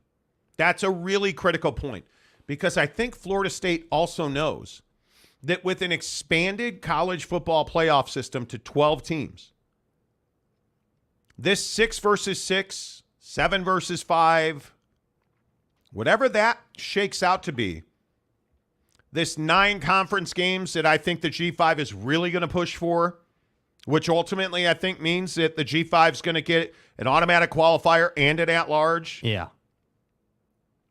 That's going to significantly dampen or enhance Florida State's access to the college football playoff. Facts. Because if you give an at-large and an AQ to the G5, one more slot's gone. Yep. Because the G5's getting in somehow, some way. Yes. It's probably their top-ranked conference champion. And I also think they're going to get an at-large. So that right there is half the pool is gone. That's 6 right there. 4P4 conference champions, AQ for G5 conference champion, at-large. That's 6. So now you have to ask yourself, if you're Florida State, are you better than whoever didn't win the SEC and probably 2 other teams? Are you better than whoever didn't win the Big Ten and probably 3 other teams? Are you better than Clemson or – because if you don't win the ACC championship, you're in real trouble. Yeah, your odds of getting in are awful. Are difficult at best. Yeah. Especially with Big Ten expansion. Yeah. Which is another reason, and we've talked about this as well, so I'm sorry to be redundant, another reason the Big Ten doesn't want to go to 20 because they don't have to. Because look at the football power that they added. Oregon, Washington, USC, and UCLA. Outside of Chip Kelly and UCLA, Oregon, Washington, and USC are college football playoff contenders today. Right now. Yeah. You put them in the Big Ten, which I compel you to go and reconsider is not a juggernaut. Ohio State, Michigan, Penn State, USC, Oregon, and Washington. That's 6. Nebraska, Wisconsin. But right now, that's 6. Yeah. You throw in Nebraska and Wisconsin. Is there anybody who believes that Luke Fickell and Matt Rule won't have top 15 teams? Because I certainly do. That's one conference. Now what happens in the Big 12? I ask you again, what happens if Utah comes in and wins the Big 12 3 of the next 7 years? That's an indictment on several of the Blue Bloods in the Big 12. Absolutely it is. And I think that would forever light a spark under several programs that have just kind of been rolling along. All of this to say, if you're Florida State, you better watch what you wish for. Because let's pretend they do get into the Big Ten, and I don't think they will. Right. Let's pretend they get into the Big Ten. Chances Florida State's better than USC. Not good. Not good. Chances you're going to be better than Dan Lanning at Oregon. Not good. Washington. I would say it's level. Ohio State. Not good. Not good. Michigan, probably. Nah. I think I truly believe Jim Harbaugh is coaching his last year at Michigan. Jim's been to the college football playoff. You got to give him the edge, dude. Okay? Got to give him the edge. I don't know. All of this to say, Florida State ain't what they say they are. Yeah. And I would not be in such a hurry to break that thing up because... That's what I've been trying to figure out. That's what I've been trying to figure out. Because, again, we're not rocket scientists here. So if we can evaluate this landscape and have these opinions and paint a picture, if we can do that, I assure you they can do that. And I see all the comments, Greg Swaim and everybody else. I'm not saying you're wrong. By the way, there is nothing here, and I want to, if you're new to the show, and I know we have a ton of new listeners and viewers, I want you guys to understand something. We just happen to talk to people that you don't have access to. That's the only difference between us. Your opinions are as valid as ours. We just make our opinions and deliver news based on the fact that we talk to people. We know people in TV. And I would encourage you to go back and look at our expansion track record. We know some folks. But I'm not telling you like somebody was saying that I think I know everything. In fact, I know what I don't know, and that's a lot. I don't think I know everything, you guys. It just is. It's a very long road for Florida State. And they need to stop talking and start doing it. Yeah, the arrogance is what's hurting their reputation right now. Because, Absolutely. again, and I'm just going to keep dying on this hill, whether your name is Florida State, Stanford, Michigan, certainly. Cow turd. Prime, certainly. Dude, I don't want to hear that you're the best if you're not in the college football playoff once every 5 years at a minimum. Better be. At a minimum. Giggity. Hello, Giggity. Utah going to rule the Big 12. I think Utah's going to be very difficult. Adam P. This show hates Florida State, SMU, Michigan, and San Diego State. Yeah, we don't hate people. I think the hardest part is look at SMU. What's to hate about SMU? Nobody knows anything about SMU. Just because we're not sugarcoating and saying that Florida State's got a good brand doesn't mean we hate Florida State. Jim Harbaugh is a piece of junk, dude. Jim Harbaugh is a cheater. And it's an embarrassment that he's had the opportunity to tarnish the Michigan brand the way he has because the Michigan brand doesn't deserve that. Who would be surprised if Jim Harbaugh, a year from now, facing a 6-game suspension from the Committee on Infractions, quit his job, just resigned? Who'd be surprised? Would you be surprised? I would not be surprised. By the way, as far as San Diego State's concerned, they earned their hate. They had it coming to them with that performance and expansion. San Diego State has been... It's not hate. It's the fact of the matter is San Diego State embarrassed themselves. Yeah. And acted completely and utterly unprofessional in the way that they went about. It's not hate. Like, what is there to hate about SMU? Yeah. SMU is probably the best example of this. SMU, we talked to arguably the biggest donor/booster at SMU. Long-ranging conversation. several weeks ago now. Yeah. Asked him straight up, well, sir, excuse me, can I just ask, you have all this money and all of these donors and all of these collectives. How come you guys aren't dominating the AAC? And, pardon me,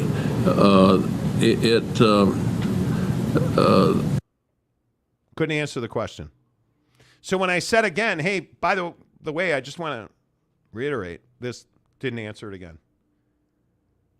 Because they don't win. They're irrelevant. They put Dallas on the front of their shirt. Congratulations, you don't represent Dallas. Did you see the Houston Cougars throwback jersey to the Houston Oilers that they released? It says Houston on the front, and guess what? The University of Houston represents Houston. Not Dallas. Or Texas. SMU doesn't represent Dallas. They don't own Dallas. They don't like it. We don't hate. It just is what it is. Utah Jizz, foreshadowing? Could be. Conference Commissioner Gumby, Florida State greater than UCLA. I would agree with that. Yeah. Derek Myrie, Rutgers and Maryland are not going anywhere. They're not going But, anywhere. like, those are perfect examples of brands that have zero incentive to break their preventive rights. Like, with all due respect, I'm not Why even would hating. Rutgers and Maryland ever leave the Big Ten? Why? You're getting paid, bro. Why? And again, why would pick the team? Georgia Tech and Boston College. Why would they ever want to break the grant of rights in the ACC? You never would. You never would. Kenneth Maynor agreed. Best AAC team and best Mountain West teams are in the with AQs and an at-large. I think so. Because who else would it be? Matthew Farmer, Utah and TCU will probably be the two best programs. I think TCU, this is such an important year for TCU. This Colorado TCU game, TCU needs to win that game by 40 points. Yeah. They need Prove a to point. dominate. Really big graduation. I mean, I don't know what you do to replace Max Duggan, but we'll find out. And I happen to be a huge fan of Sonny Dykes, the human being. I think Sonny's a great dude. They got to win football games. Yeah. TCU needs to win. MJ Bassett, UCLA is a check cashier just in a great market and blue blood rivals in USC. No USC rivalry. They are Cal. USC does not have a rivalry. I continue to say their best rival is Notre Dame, and Notre Dame that's my squad, man. Right? Notre Dame is not on USC's level. That rivalry has is rarely emotional, dude. That's not a win-loss rivalry. I would agree with that. Notre Dame, our mother. Yeah, pray for us, please, because we're going to need it. Ali Khan, those guys are obsessed with FSU. For God's sake, let it go. There is no, what do you mean, let it go? So right now, FSU and the ACC is not the biggest story in college football? Yeah, and if it's not, you guys let me know. What's the biggest story in college football right now? FSU and the ACC. Not really sure what else is there. Period. Yeah, sure, Utah and Florida's playing tonight, but they're not the biggest story in college football. Gumby says Cal is greater than UCLA. Yeah, I don't think so. I don't think so. G. Lee says, yeah, Granny. What do you mean? Help me. Roundabout. What's up, Roundabout? Hope you're good. Florida State brings it on itself. It does. Agreed. It does. Nobody brought this to Florida State's door.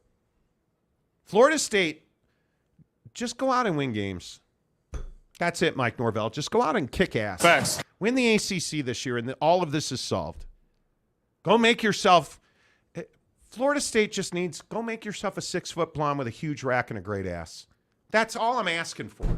Am I asking too much? You live in a beach community, dude. Give me – that's it. That's all you have to do. Go win games. Go win games. You haven't done that in 10 years. Go win games. Jeff Woodworth, my Florida State, they ain't what they used to be, ain't what they used to be, ain't what they used to be. Truth. Kaufman, the ACC isn't going anywhere unless the media parts give up on the ACC. ESPN would have to agree to any changes in the ACC. And I think everyone just forgets the basketball side, and that's the part that bothers me. Dude, Duke UNC on ESPN is a staple. It's a staple. The ACC tournament? Staple. Virginia, Duke, Virginia, UNC. Who isn't watching, can I just ask, who isn't watching Duke, Carolina every year? Twice, hopefully 3-4 times. Who isn't watching Carolina and anybody on an aircraft carrier? Yeah, I'm all about it. Come on, dude. I am all about it, man. I am all about it. Monty sounds like Roll Tide Granny after drinking his buckshot. Hey, man, if I'm Phyllis, I'm good with it. I'm good with it. Roll Tide! You know, I'm good with it. Kenneth Maynor for $5. SMU owns Dallas like Grand Canyon owns Phoenix. Exactly right. Cleveland rocks. My dude, how are you?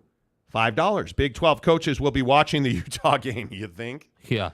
It's a huge game tonight. Yes, it is. It is a huge. There's a couple of big ones tonight. I would also encourage you to kind of broaden your horizons when we get to college football scores tonight, because if you just look around this Arizona State game, did you guys see Arizona State's got good old Southern Utah tonight at Sun Devil Stadium, because I'm not calling it the other. I'm not calling it the other. Dude, it's Sun Devil Stadium. JP Chase Morgan Bank of America Field. Come on. Wells Fargo and stuff. Plaza. You can go watch the ASU Southern Utah game for $3. $3 to get so in you're the seat. saying that they weren't able to get funding.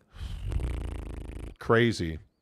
I love the obviously we talked a lot of Nebraska, Minnesota. Does anybody care about Missouri? No. Oh. What are you doing in the SEC? Getting paid. What are you doing? I would also look at that Tulsa game tonight. I think Tulsa is going to beat some people they shouldn't have any business beating. Like Arkansas Pine Bluff? Tulsa should win that game by 179. Bro, your program's name is Arkansas Pine Bluff. Yeah, Pine Bluff. What is your mascot a flower? He doesn't know. He don't know. Bro, like what are we doing? It's a city. They've got big names on their schedule at Tulsa, the Golden Hurricane. That's what I called her. Washington, Oklahoma, the mighty SMU, and East Carolina are all on their schedule. They have a chance to make a difference. Tulsa's not laying down for anybody. No. Not laying down for nobody. Couple more, then we got to get to prize picks tonight. Really enjoy the conversation, you guys. Thank you. Really, really appreciate the engagement on college football. We love talking it. Obviously, we're passionate about it. Love hearing from you guys. Roundabout says, Tallahassee isn't really a beach community. It's a weird. You've never been there. Tallahassee is. Yeah, I don't know. Yeah. Tallahassee's not bad. It's not great, though. It's a weird town, actually, mostly because it's full of politicians and FSU fans. It is the capital. So, what's up, Tori Miranda? Washington State will be better than people think this year by far. By far. Washington State's going to win some games. And then they're going to die. Conference Commissioner Gumby, I've never watched either Duke or North Carolina. That's a lie. Please. Stop it. Mike Smith, hello. FSU on the show is the equivalent of squeaky wheel gets the grease. FSU is the current one with making the noise. Other teams wanting out as well, but FSU is the front man. Correct. I agree with that. Daniel Dixon, don't watch any ACC, just Big 10 and Big 12. SEC big games only. Really? ACC basketball isn't of interest to you guys? Well, he said big games only. So yeah, Duke, but he said UNC. SEC big games only. Oh, SEC big games only. Yeah. Austin Davis, I've met Florida fans earlier today, and they were struggling breathing a little with elevation. Let's go Utes. Why did you go to Texas? So you left Gainesville early to go to Texas to avoid the hurricane. Why didn't you just come to Utah? I will never understand that. The Todd Father, love every part of your take on these schools. Glad all the new subs can hear them too. Very well thought out stuff. Thanks, Todd Father. I appreciate you. Maury Alvarez, what is up? Maury. Oh, there's bots in the chat. Dude, is there There really? are bots dude? in the chat. See, this is a good sign. There are bots in the chat. It's not good. It is. Well, usually when there's bots in the chat, good things are happening. Yeah. Well, I mean, we'll report them and block them. I apologize. There you go. Blocked. The fuck out of here, man. Yeah, get out of here, bro. Maury Alvarez, a great Floridian. I'm watching the Utah-Florida game tonight to root for the Gators hard. Oh, that's great. Raider Mark, I am finally paying attention to Pac-12 games, at least the new Big 12 4-pack schools. I think there's a lot of that, Mark. Yeah, and I think that's smart. I mean, again, if you're someone who hasn't watched a lot of Pac-12 football over the years, I would definitely watch the USC national games. I would watch, certainly you got to watch Utah, and then I'd go to Washington. Those three are really the ones that I think are the smoke makers. I think Michael Penix Jr. is going to have an incredibly awesome season. They are so dangerous, Washington. I'm for real. James gives us $5. James, hello, Mullet James. fan. SMU will grow their fan base. Dallas Cowboys charge too much to go to games. SMU has good seats for $25. I'll be there Saturday. Okay, is a hell of a drug. Nobody's passing on the Dallas Cowboys. Yeah. Do you think SMU and the Cowboys compete? No, they don't, dude. I don't think so. Derek Roche, what's up, Derek? I'll be paying close attention to the Big 12 this year for the first time ever. There you go. Yeah, well, you Little should. Jizz, is Cam playing? Cam's on the field warming up with a knee brace. Yeah, Cam and Brant are both on the field. Not official in terms of who's playing and who's not. Are you guys... I need to be careful here because the friendships run deep. Right. Does Pete Thamel have any idea what he's talking about? With what? Well, he's the one reporting that Cam Rising's out, and Cam Rising's on the field running around practicing. I don't know if that's the truth or not. I don't know. I'm looking at some of the main reporters, and nobody is reporting that he is out. So we'll see. I don't know. I don't know. This is going to be really interesting to see. If he's out, okay, great. Pete Thamel's vindicated. But if he misses on this one again... Yeah. It's really interesting. There's a lot of, if you guys go on X, there's a lot of video coming out on Cam Rising doing these basic warm-ups to kind of get his legs loose and everything. And I don't know, dude. I mean, it looks like he's going through a normal warm-up. I got to be honest. But I don't know. I don't know either. And by the way, he looks jacked. Dude's had an offseason, clearly. Yeah. He's got his brace on. I don't know. This is one you better watch for. This is one that you had better watch for. Do we have more bots? Yes, we do. Damn. God. This is 30,000 sub syndrome. We're close to 30,000 subs, you guys. We are really close to 30,000 subs. Yeah. And if you guys are not subscribed to the channel, please consider it. Where are we? Real quick, because then we got to get to prize picks because I don't want to miss baseball tonight. 29,864, 136 to go, you guys. 136 to go. Let's see. I want it. Let's get to DCB channel says Cam Rising false rumors, some bookie shenanigans. OG Gary, if Cam and Kuithe play, it's over for Florida. That's two by a long shot. I mean, could be. Conference Commissioner Gumby, I'll subscribe when Monty pays up his free PS5 he owes me from Black Friday. Oh, please, dude. You're such a schemer, man. Bryce says, now I have to go with Utah. Yes, Bryce. Monty and Jake are really close to 30K. If you aren't subscribed, please click the like and subscribe. Yes, please. Yeah, please. Let's go. We have added 8,000 subscribers in the last 30 days. It's wild on this show. Yeah, I know what time it is. Jake, you're taking some Pine Bluff heat. Dude. Matt Ritson, Arkansas Pine Bluff is Golden Lions terrible. Dude, I just... It's better, in Pine Bluff, dude. Arkansas. It's in Pine Bluff, Arkansas. Bro, sorry, I didn't know where Pine Bluff was. My bad. Arkansas Pine Bluff Lions are HBCU in the SWAC, Jake. Yeah, now great. My bad. Great. My now bad. you hate HBCU. My bad. So that's what this has turned into. Yeah, my you bad. hate HBCU. Who the fuck are you? Deion's coming to shave your chest Well, hair, if you have any. Maybe he could walk a little faster. Okay, wow. Wow. Guy. What's the problem? Oh, my God. I don't understand the problem here, bro. Cold-blooded, clean, methodical, and thorough. Conference Commissioner Gumby, I always knew Jake was sus. Yeah, dude. I love it. I absolutely love it. All right, Prize Picks on the Monty Show. Yes. Let's go, you guys. Prize Picks time on the Monty Show. You know our promo code in Prize Picks is Monty. Click the link in the description below. Download the Prize Picks app. It'll already have, if you click the link, it should already have the promo code Monty, but if it doesn't, put in there MONTY. That gets you 100% deposit matching up to $100. We've got a doozy for you tonight, too. Okay, so before we get into this, do you guys play daily fantasy? Like, have you already made your NFL picks? I have not made my NFL picks yet. See, I think that's smart because, you never know. You got to make them the day before. Yeah. You got to get closer. But there is, if you're a Prize Pick guy in the NFL, you guys, there is a Dak Prescott half-yard passing, more or less.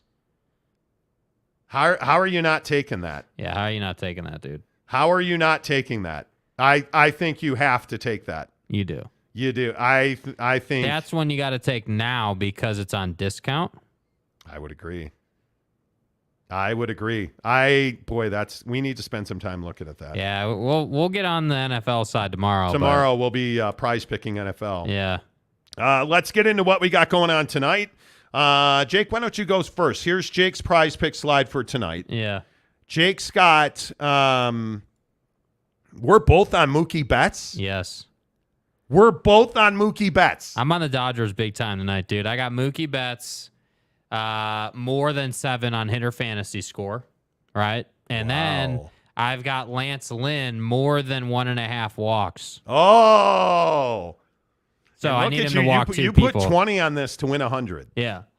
Yeah. And then obviously, and we talked about this before the show, Grum, like Montrell Johnson and Jaquindon Jackson, to go for more than 124.5 yards. I am on the Jaquindon Jackson train, you guys. Yeah. I mean, I just think you have to be tonight. It makes too much sense. I am on the Jaquindon Jackson train. And if Cam Rising plays, my God, I am feeling really good about that. Where you at with, so Mookie Betts? Yeah. Well, there were people on Twitter saying he was in God mode, and I can't say I disagree. So here's the hitter fantasy scoring. Yeah. 7 is what we need. So all he needs is a single and a double. If he goes a deep, triple, it's over. a home run. Yeah. If he gets an RBI, if he hits an RBI double, done. Well, and the thing is, too, the other thing I look at is opponents. So they're playing Atlanta. Obviously, Atlanta's a good team. But you know who's going for Atlanta. Look what I've got on mine. Spencer Strider. Yeah. Spencer Strider, less than 8 strikeouts. Yeah, that's smart. Because look what I have on Mookie Betts. Yeah. I am more than 7 against Strider. On hitter fantasy. Yeah. Yeah. Okay, now if you look, John Reese Plumlee. Come on, bounce house. Let's go, dude. bounce house. Get damn crazy, mother. Okay, I don't know. Okay, if that's enough. Stop, that's please. That's the brand new UCF fight song. I don't know if you guys heard that. I just debuted it right here on the Monty Show. Let's go UCF. I've got Graham Mertz, less than 179.5 passing yards. Montrell and Jaquindon, more than 124.5 rushing yards.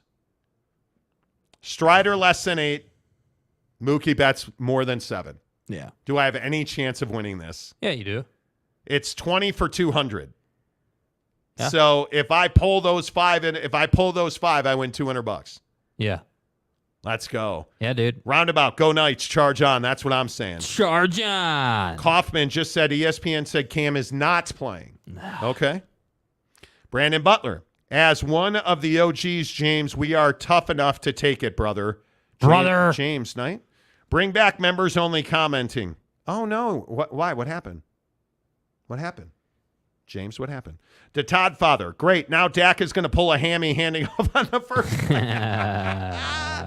Todd, don't you say it. Because wait until tomorrow. Again, remember, tomorrow morning we are on at 7 Pacific, 10 Eastern. Yeah. So based on where you are, all my Floridians, the show starts at 10 a.m. tomorrow. Yeah. Because we are off for the long weekend to Los Angeles. Yeah. Big time golf Saturday and Sunday. Pool parties, wedding showers, family hanging out. It's going to be good. It is going to be good. Let's see. Who else? G. Lee, my Papa Murphy's in town just closed. Someone else needs to reopen one. Oh, I'm sorry to hear that. James Knight, you need to be cashed up or lucky to get Monty's attention on the comments. Poor guy gets so many. James, why are you in this kind of mood today, dude? Sorry, dude. You're not wrong. And I apologize. The show has grown, James. It's your fault. You know. John Evans, University of North Texas has a bigger fan base in DFW than SMU. Look up the numbers. No one in DFW cares about SMU. Truth. Rick G for $5. UCF alum here. We are really excited tonight. Go Knights and go Utes. Please beat the Gators.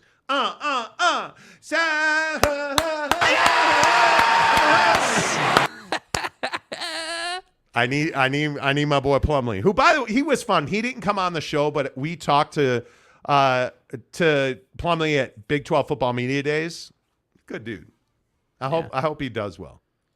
I do hope he does well. Dale B's, subscribe. College players were paid in the early 20th century. They were. Roundabout. Does James want some cheese with that wine? Oh, be nice. My God, dude. James chill, is our guy. Bro, chill. Tanner Plummer, wait, so there's going to be a show on Monday? No. There is not. Dude, what? Dude, you think I'm going to get up on a holiday? Come on, dude. Bro, Monday is probably our last day off until Thanksgiving. So we're going to take it. We are going to take it. Absolutely. Keaton Critchlow, let's go Utes. James Knight, no, I'm good. I get it. Okay. You're our guy, dude. Okay. We are trying to find a way to get to Australia just so you'll pay your debt. Yeah, dude. I mean, we still haven't gotten our keg of 4X gold, which, OG Carey, use Cam sparingly and we should be Gucci. They're saying Cam ain't playing. Yeah. So, I'm just saying. CJ Vance says, go Gators. Look at you, CJ. Roundabout, UCF sending love Utah's way. Skin those Gators. Hey, man, you guys ever had a gator on the smoker? Guys. Deep fried gator is not fishy. It tastes more like chicken. Bryce Martin, I'm excited for UCF. They deserve this, and I bet in 5 years they'll be regular in the conference championship. That place is unbelievable. I was actually highlighting there's a ton of comments, James Knight said. There is. I'm not mad at you, James. It's no, okay. Not at all. You're our dude. You're good, dude. So far today, we've gotten over 4,000 comments. Yeah. 4,000 comments, you guys. Yeah. It's craziness. Let's see. James, I never said SMU has more fans than North Texas. What I said is SMU is a cheap ticket to see live football, and I like wearing red, white, and blue. Okay. Tarrant County. Roundabout. I know it's Dallas, because that was a joke. That was a joke. Guys. Dude, did you guys know that Dallas is in Dallas County and not in Tarrant County and stuff? No, Tarrant County. Yeah, they're not oil guys. How come they're not contributing to the collective? Okay. Let's see. G. Lee says, go Utes until next weekend anyway. Exactly. How about that game? There's so many good games. So, Salamini. Thanksgiving, I'm headed to San Diego. Where's the Italian? Amen to that. I can't wait. I'm headed to Oahu. Tanner Plummer. But you guys did a show on Pioneer Day. Like Pioneer Stereo. You have Pioneer speakers, is what you mean. Oh, you mean Pie and Beer Day. Bryce Martin, 4,000 comments, and it's a slow day. Remember the comment section whenever the day the Pac-12 died? Jesus. Aaron Wilson, look at that. I'm back. Did I win the $100? No, because we're still not at frickin' 30,000 subs. Damn it. Where's Tech Nation? Yeah, dude. Get Tech Nation out here, bro. Lubbock's one of the top markets on our show, by the way. In the top 10 now. Let's see. James Knight, Roundabout, welcome to the program, guy. Yeah, James, dude, I've been here since day 3. Which he has been. I love when James, I love you for this. Notice he's like, welcome to the program, guy. He doesn't say Roundabout. Just the low-key troll with that is epic. Oh, my God. James, I have hundreds of books on my Kindle. I need that $100 card from Amazon. Yeah, well, I need $1 million. Mike Maples, hope Cam can get fully healthy and avoid getting death rolled by the Gators tonight. Hoping for an upset. No. Yeah. What you want the Gators to lose? To win. Standards don't matter. To win. There you go. Nate Simons for $5. Yeah, how about this story, you guys? ASU fire Anderson mobile billboard pics on Twitter are crazy. Sun Devil fans are pissed. How can you blame them? Sun Devil fans are pissed, and I'm just curious. What made you think ruining and destroying the Sun Devil Stadium name was the right way to go? It was to cover for the fact that you were self-imposing a bowl ban that your coach was so pissed about. He said he knew it was going to be a, quote, shitty day, which is remarkable. I knew today would be shitty. Right. That's unbelievable. Kenny Dillingham opened his press conference with, I knew today would be shitty. Like, what? Oh, and Ray Anderson kept his job. It's ridiculous. That's amazing. Let's see. James Knight. Hey, Jake, can I DM you to upgrade again? You can. Yeah, you can, bud. Yep. Greg Swaim, no fan of Thamel. Besides being wrong a lot, Okie State fans will remember he and Thayer Ryan were fired at SI a decade ago for a story that was proven wrong over and over again called The Dirty Game. Even I remember that. Thamel's... No. Salamini, didn't Don McLean write a song about the day the Pack died? The Pack died. Oh, what are you talking about, man? And my Mrs. Kleovkov died. Who's Don McLean? I drove a Tesla to the Rose Bowl. Do you know that song? No. You don't know the song American Pie?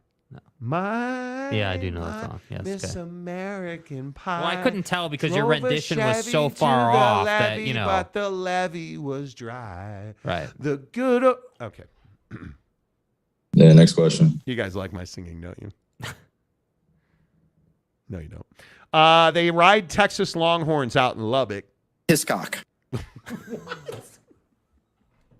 Stop it. Aaron Wilson, need James in member chat. Yes, James Knight, we miss you in the member chat. DM, I got you, bro. Just ordered my calzones. When I'm done with the charting, I will be picking up dinner at Papa Murphy's. Let's go. Wait, can you define what charting is? Is that a medical term or? Are you charring your? Yeah, farts? like what are we talking about? Is that like a warding reference? Wooder. The Wooderize. upside on SMU is that they are exciting to watch playing garbage bowl games. Because it's garbage. Barfing Chickens, why are you so sporadic, dude? Yeah, where you been, dude? Barfing Chickens has been here. He's a long-time guy. And that's my guy, dude. Like yeah, he's always got something. You've always got heat, bro. Yeah, he's always got you something, have always bro. got heat.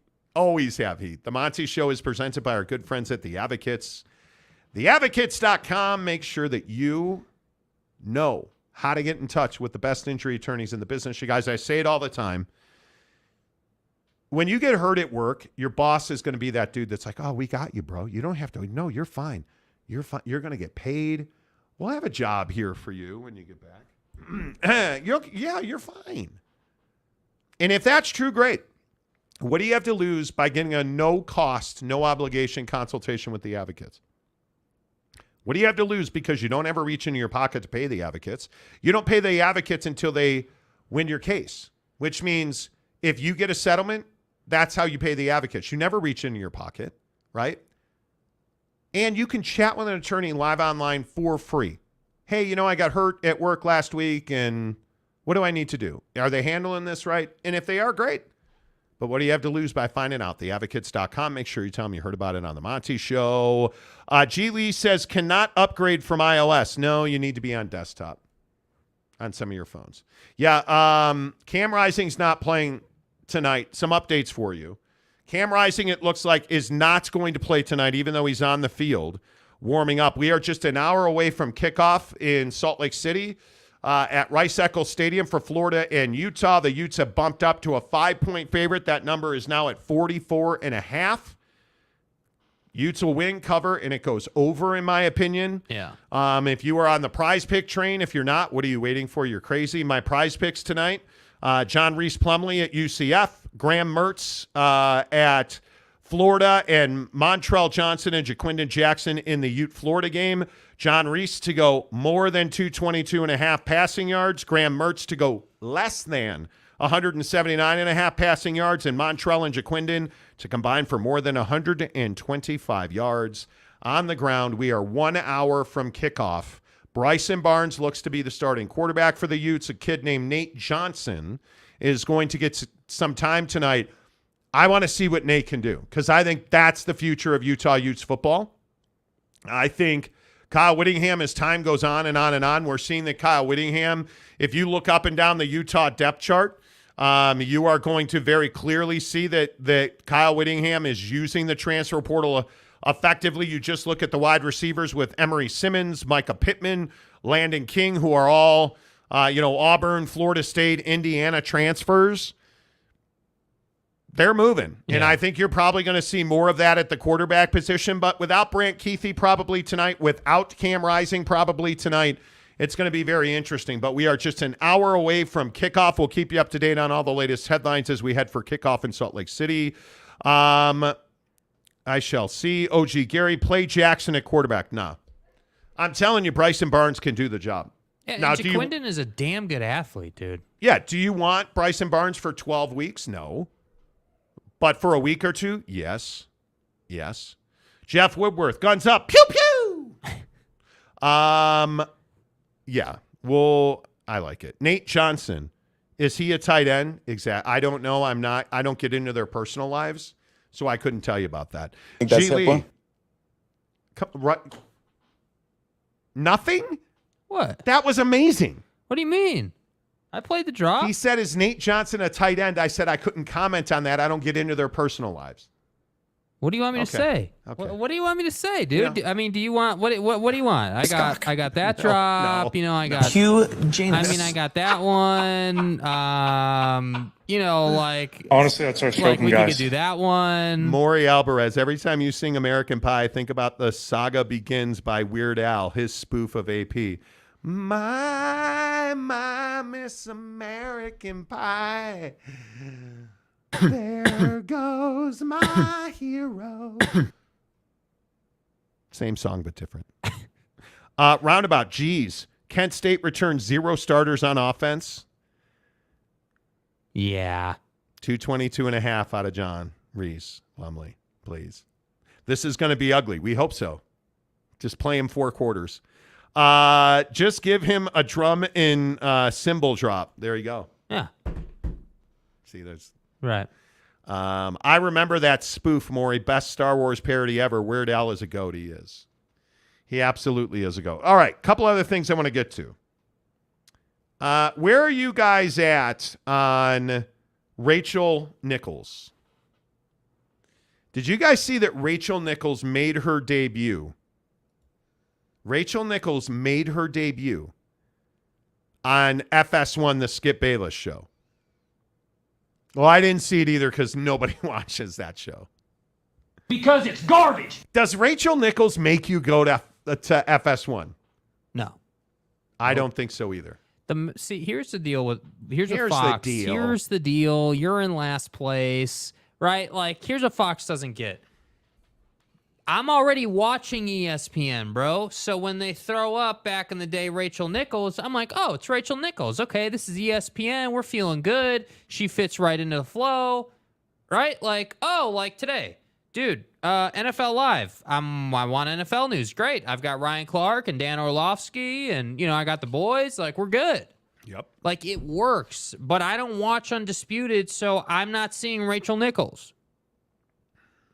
That's the issue. I could not possibly or physically care less about Rachel Nichols on FS1. I could not. And I probably want to. I just could not physically. I can't care any less. Yeah. It's not possible. What Rachel Nichols did at ESPN is completely and utterly unforgivable.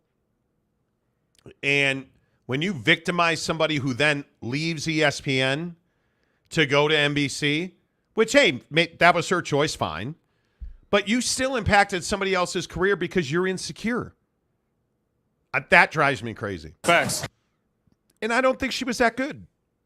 I always thought Rachel tried to be too buddy-buddy with all the NBA players. Certainly. And I just never thought she was that good at what she did. Her and Himmy Butler talking about maybe having Himmied with her. Yeah. I never got into that with Rachel Nichols. And Yeah. I'm not saying she's bad at her job. She just wasn't that good. Yeah. And I think there's a lot of people. Whoa, stop the show. What happened? Stay hard. I would like to shout out our newest member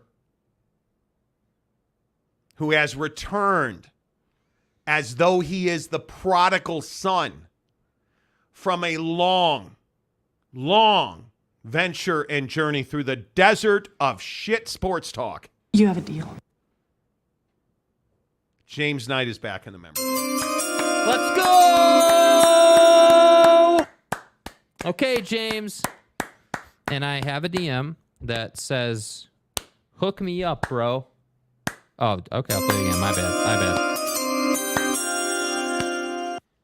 My man. Okay, here we go. We're My man, James Knight, is currently being added to the members only. Ooh, is there to the members only Instagram chat, which you too, friends, can be added to for $9.99 a month. Hook it up. Hook it up. Let's go. By the way, we have kicked off in the college football season. Wake Forest and Elon, not Musk. That's MMA. Wake Forest versus Elon, which is a college named after the Tesla founder. Right. Which it's not. Georgia State and Rhode Island, Western Michigan, and St. Francis, PA. So we are official for this week. Week number one. Official and stuff. Not week 0. Week number 1. Yeah. We are underway, and I could not be happier. Yep. Could not be happier. You need to find FS1. Oh, now I need to find FS1. Because now my boy, John Reed, hey, let's go. He's got 13 passing yards, only 209 more to go. Okay, here we go. Dude, are you going to be okay over there? My Miss John Reese Plumlee. Because it's garbage. Dude, I'm so fired up for this. Oh, look at UCF on the TV. Why are you handing off? I should tackle him. I swear to God, if they hand off again, I will snap. Oh, my God. So we have a long-standing rule on the showroom that we don't play fantasy football, like in a league. Yeah. Yeah, screw you, holding. First down. Replay first down. Back him up. Back him up. First and long. Let's go. Dude. I have John Reese Plumlee in my prize picks tonight. And I need John Reese to go for 222.5. Back his head on, man. I think I've hit it every time. Every time. First and 20. Let's go. Get him. He's in the gun. Let's go. I'm a terrible person. I freely admit that. I am a terrible person. So, and they hand it off again, you son of a biscuit. And they're carving up Kent State for 2 yards. Why would you hand? Do they not know he's in my, Mike Smith says bounce house is already bouncing. Yes. And it's a sweet play. It's so true. Ron Nolan, game day, walking to the stadium soon. I saw Urban Meyer. What is Urban Meyer doing here? He's selling corn dogs across from the cemetery. Go Utes. Here I am. Wow. Football's back, you guys. How good does this feel? Dropping back to... There he goes. There he goes. There he goes. John Reese is running, and he's jumping. The guy. Wow. Bro, your boy is balling, dude. If he breaks a leg, I will kill him. Dude. Waves in opposition. Jack Rumsey, what's up, Jack? If you understand the full context of what happened with Rachel Nichols, it's not that bad. Her side of the story is understandable. Oh, please, dude. You can't leave. Dude, no, we're not doing it. No. Trust me, she made a big mistake. It's not understandable. It's unforgivable. What's her... Maria Taylor. Maria Taylor. I want to say Joy Taylor. It's Maria Taylor. Maria Taylor deserved better. And I understand her laptop was left open. There's a pass. We're complete. Get to the house. She'll probably turn the game off. Let's go, man. Prize picks, we winning. James Knight, even I'm excited for the return of football. Let's go. Don't lie on our show, dude. He's like, hey, any FIBA updates? No. You got to throw for a touchdown here, sir. Steve Stepanek, I remember when K-State played Arizona Stadium and painted their mascot statue purple. Yeah, I remember that too. Savage. What did Ruff's official say? Oh, boy. What's up, Ruff's? Ruff's official. We got a free membership again. Here we go. Fox Sports has higher ratings than woke ESPN. Okay. Well, good to hear from you that one time today. That was a pass play, though. Yes, let's center in the gun now. Throw for a touchdown. And he overthrew. Javon Baker didn't catch it. That should be a flag. Pass interference in the end zone. No, because that'll put it at the... Javon. I should probably relax a little bit. I'm excited. This is what I love about football. This is what I love about Prize Picks. Yeah. You guys, I am all about this. I am all about it. I am 100% about it. Go Knights, first down, exactly. Oh, my. This here, no, not singing your song. That was on the wide receiver, it was. 3rd and 6. Don't kick the field goal, John Reese. Don't do it, you punk. Completed pass, touchdown. Touchdown, UCF Knights. The bounce house goes crazy. They don't. But Xavier Townsend did. We're off to a good start on Prize Picks, guys. In the link below. This is what we're all about on Prize Picks. In the link below. And I'm watching the app now. I'm watching the app. And we are saying that, yeah, my guy. Bro, that UCF offensive line is working. It is. Let's go. My only concern here is, the only thing that I'm worried about is that John Reese Plumlee will get taken out of this game because it'll be like 79-6. Yeah, he's got more work to do. He does. And I hope so. But we're off and running on Prize Picks tonight. Yep. That's going to be amazing. That is awesome. UCF. Let's go Big 12. Indeed it is. Aaron Wilson. James, 48 hours till Tech football. Tanner Plummer. Monty, you're not singing the song I posted. That hurts my feelings. Barfing Chickens. My TV is so behind. Monty just spoiled every play that damn drive. Sorry, bud. Let's go. Pew, pew. James Knight. Are you kidding me? James Knight said pew, pew. James has a Texas Tech emoji, too. Oh, James, I love you, dude. I love you. Mitch Trubisky. Monty Internet is late. Oh, it is. It is. We're on YouTube TV, so it's behind. 48 hours until Texas Tech beating Wyoming by 21. Let's talk about it. How confident? What's the level of confidence? 1 to 10. 1 to 10 that Texas Tech covers the number against Wyoming, because I think this is a big deal. Texas Tech is going to Laramie, and they're favored by 14. The number's 50.5. Right. As we sit here right now, I would put it at a 7. And I think you look at Tyler Shook. I think this offense has all the potential in the world. But in the comment section, what number do you guys put it at? Jake, what do you put it at? 1 through 10 that Texas Tech covers the 14. I'd put it at an 8. I think they handle business. I think Wyoming is going to run the football, and I think all Tech has to do is shut that down or limit that, mitigate it, and they're going to be fine. But I don't think Wyoming's defense is stopping Texas Tech's offense in any way, shape, or form. Nah. Nope. I don't know about that. I look at, the numbers in this game. Some of the odds in this game, you guys, it's not. There's a lot of people picking Wyoming to cover the 14. A lot of people are picking Wyoming to cover the 14. Yeah, I mean, look, Tyler Shook needs to come out and, obviously have a good night. And I think that this offense should be able to prove a point in week 1 against this defense. I understand that Easton Gibbs for Wyoming is, great player. He can play. Does great things. Preseason, he's the preseason defensive player of the year of the conference. Like, I get it, dude. I understand that the guy's capable, but ultimately no linebacker's fast enough to get around the quarterback moving you with his eyes. And I think, Tyler needs to do that. And again, ultimately, Texas Tech, if they are as advertised, should cover that number. The issue is at Wyoming, their entire 2 deep is back on defense. So that Wyoming wants to bend your face mask, right? I think we all agree with that. Yeah. That they want to beat you at the line of scrimmage. Texas Tech is massive. Like, you're good luck with that plan. Yeah. The problem is the linebackers at Wyoming can really play. They're experienced in the system. That's the one thing that gives me pause But if you look at Tech, I mean, what did they put up last year? 460 yards a game of offense.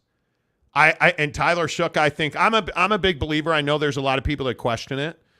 But I think that, you know what worries me a little bit here, Raider Nation, if we're being honest, that this could be a 31-20 game. That this could be one of those flipping games. Well, it's going to be that if you don't stop the run. And that's why I say, again, I look at, not that BYU is any comparison to Texas Tech, but I look at what Wyoming did to BYU. Wyoming ground and pounded BYU and got BYU to turn the football over. That's what you can't do against Wyoming. You got to stop the run. And UCF is physically dominating. Yeah. Just physically dominating. Yeah, you can't turn the football over. Yeah. You just can't do that. Man, Barber, he was, oh, dude. I agree you can't turn the football over. You just can't do it. I just don't see any way that you can do that. It will be one-way traffic for the might of Texas Tech. Agreed. Dude, I hope you're right. James says Tech covers the spread. Joey McGuire has recruited well over the last 2 years. They win 52-24. Yeah, I don't know about that. 52 feels heavy. 52 feels like a lot. That defense at Wyoming. High 30s. Don't overlook Wyoming. If you have not, and I'm not saying that you guys haven't done this, honest to goodness, if you have not looked at Wyoming, don't just check the box, because I'm telling you. Kim Coulter says a 10. 10. Roundabout at Wyoming, yes. I'm telling you. Yeah. It's going to be rough. I think when you go to that's the proposition in Laramie. Mm-hmm. Is the atmosphere, the elevation, it's way different than Lubbock. Y'all feel me?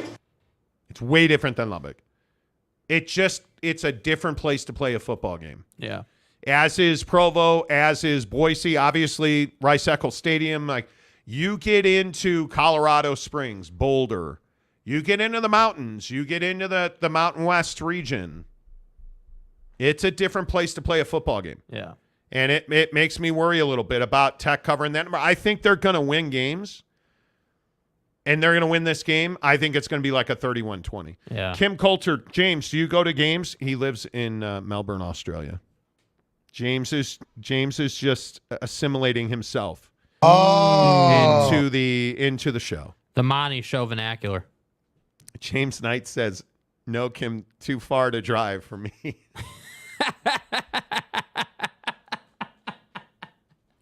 Stay hard. Well done, James. Well done. Mike Smith, Vegas more times than not knows stuff. You see the odds where it seems too low, but Vegas tends to know. Right, Mike? They don't get it wrong. Yeah. Tech covers the spread. We'll see. Big 12 All Texas Sports says 1 through 10. How about 11? Roundabout says book it. Tech will win by 21. It's a 10. Okay. Aaron, he's 8-0 as a starter. Okay. Right, but that's not the spread. It's not the spread. Barfing Chickens upset. Raiders fall in Wyoming. No. No. James Knight, it will be one-way traffic for the might of Texas Tech. Oh, my God. Mike Smith, getting hungry. Monty Show, send me out a Papa Murphy's pizza, and don't forget the meatballs. Exactly. Yeah. And don't forget the meatballs. Hey, if you're getting hungry, have a whey protein isolate shake from our good friends at Bucked Up Energy, the official energy provider of the Monty Show. Look how much energy we've had since 2 hours ago we took our buckshot. Like, it has been lit. We have had fun. It is so good to be talking college football. And this year on the show, all of our college football is presented by our good friends at Bucked Up Energy, the official energy provider of the Monty Show. And the amazing thing that I always say about Bucked Up Energy is they just do what they say they're going to do. Right. And you can count on Bucked Up Energy to give you good ingredients to make good products that do the job they say they're going to do. So whether it is a buckshot, whether it is one of their great energy drinks, I'm telling you guys, 0 sugar. I just had my physical this year, my A1C, my cholesterol. It's all as good as it has ever been.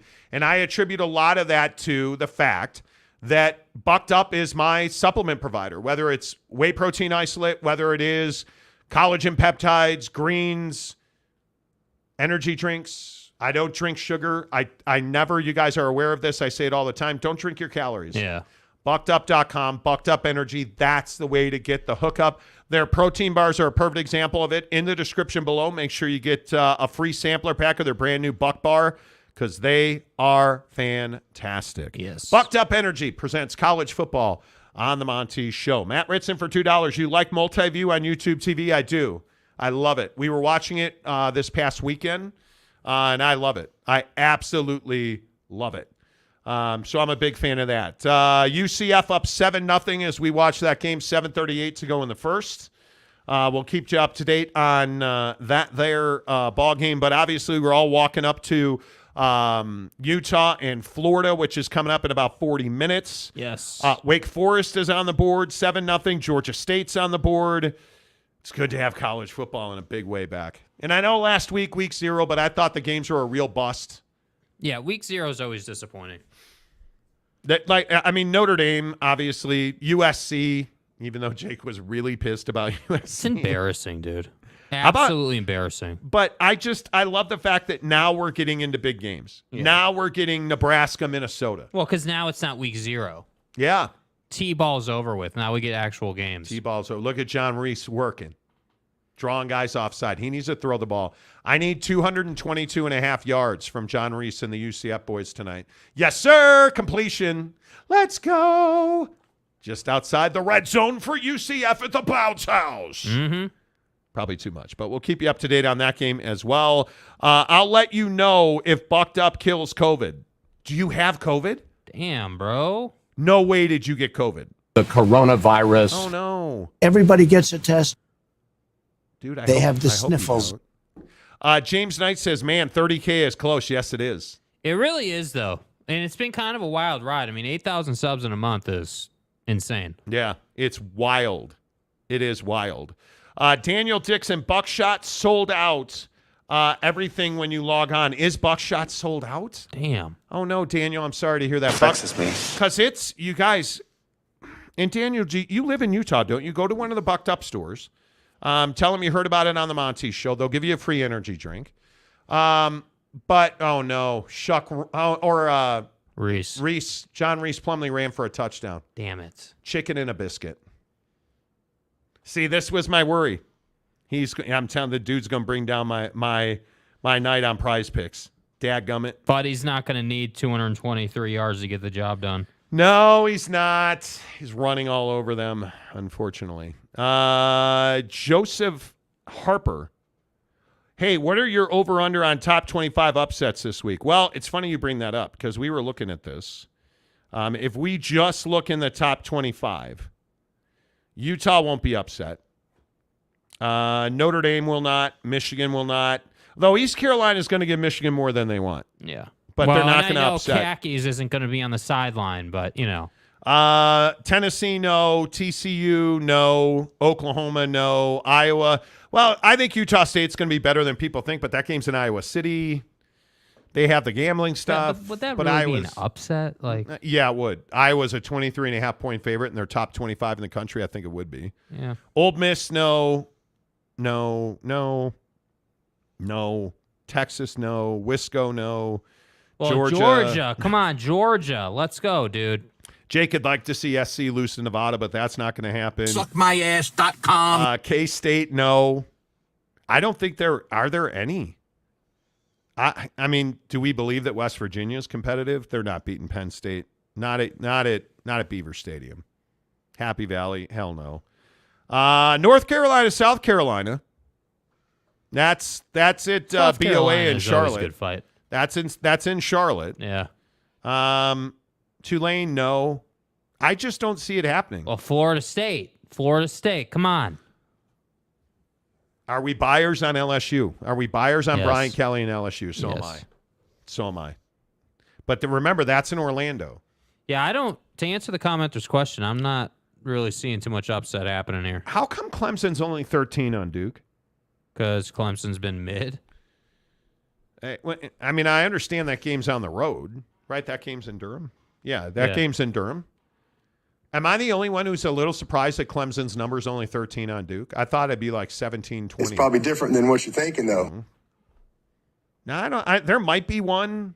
Yeah, there's not a lot, dude. South Carolina, North Carolina is probably the best one.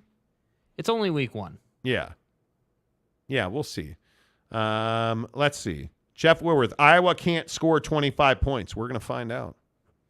We'll find out. Jim Choi, sounds good. PJ Fleck isn't a journeyman coach. Better coach, Matt Rule or PJ Fleck? Matt Rule. We'll see. We'll see. Daniel Dixon, I'm in Iowa. Sorry, dude. Yeah, I have joked with Ryan Gardner, the CEO at Bucked Up.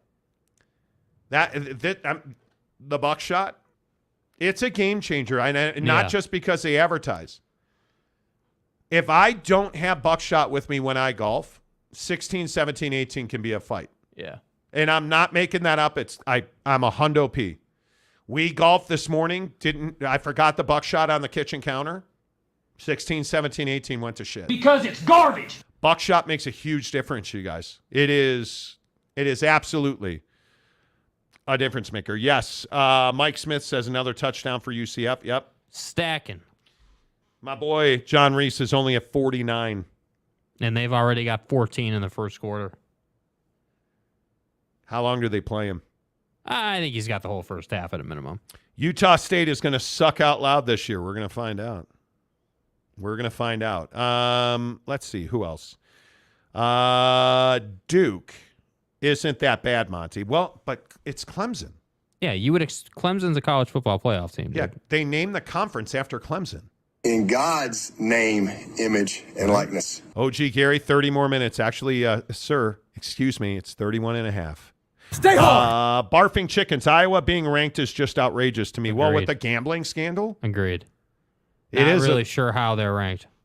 I mean, you're not even joking. Oh, get in the house. Oh, boy. Let's go. Kent State touchdown. Get in the hizzy. 2-yard line. That's huge for you. Yes, it is. If they can score, that means Reese keeps going. Yeah. Let's go. Let's go, Kent State offense. Let's go. Put some points on the board here, boys.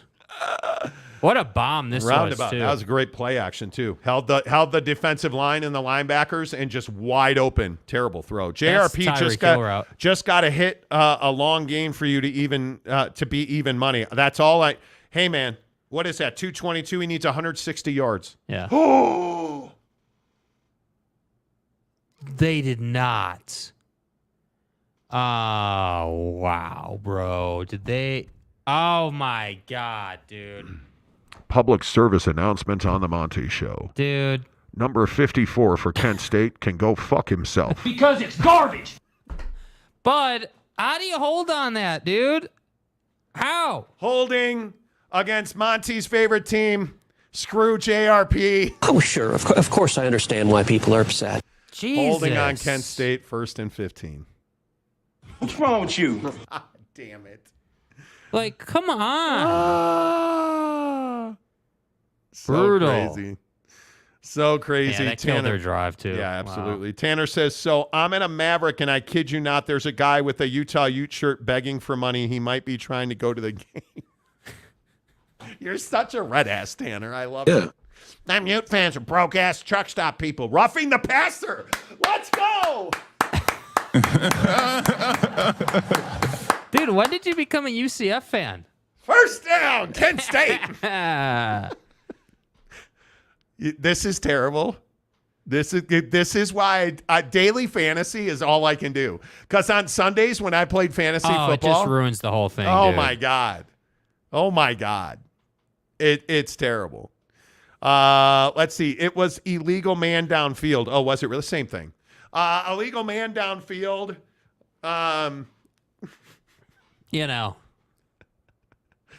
Ridiculous. This is what fantasy does. Jim Choi, Florida got a whole lot of those Southern talented kids. They can run. Yeah. They are fast. Yes, it was illegal man. Everybody's telling me it was illegal man downfield. Dude, we get it. We get it. Dallas is in Dallas County. Illegal man downfield. Conference Commissioner Gumby, I want to see Monty watching a Notre Dame game. Oh, no, you don't, dude. Nope. Although today I did let go of a pretty good F-bomb on the mother. Yeah, pray for me. I did let go of a pretty good F-bomb on the 10 tee box today.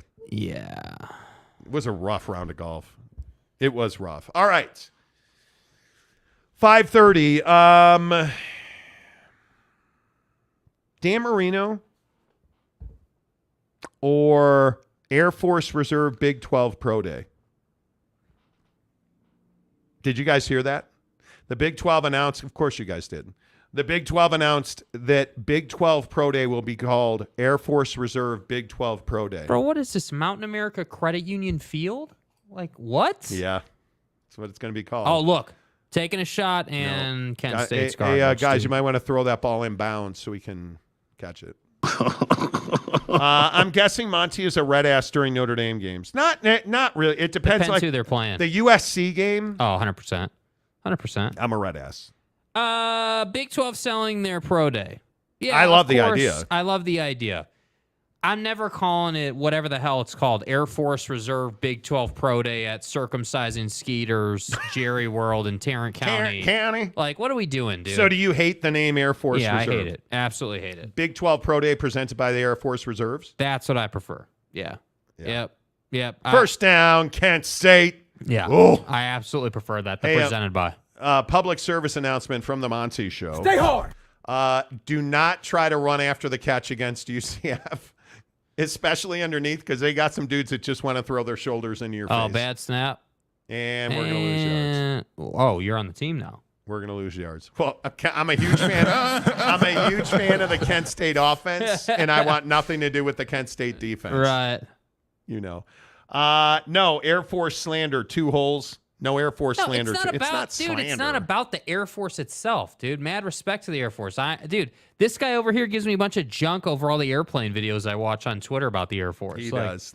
Like, I totally the Blue do. Angels. Yeah, dude. Like the Royal Air Force. You think they're naked under that canopy? Bro, the DC-10 tanker. Like, I know some planes. You do send me DC-10 tanker shit all the time. I know the planes, dude. It's not about the Air Force itself. It's about the fact that it's a mouthful, dude. Like, I don't want to have to spit out like an encyclopedia just to say I want to go to the Big 12 Pro Day. Yeah, I would agree with that. But I don't mind this at all. I don't mind if the official verbiage is Big 12 Pro Day presented by. Okay, totally get it. Giggity. Air Force? What? Was the Coast Guard Reserve not available? I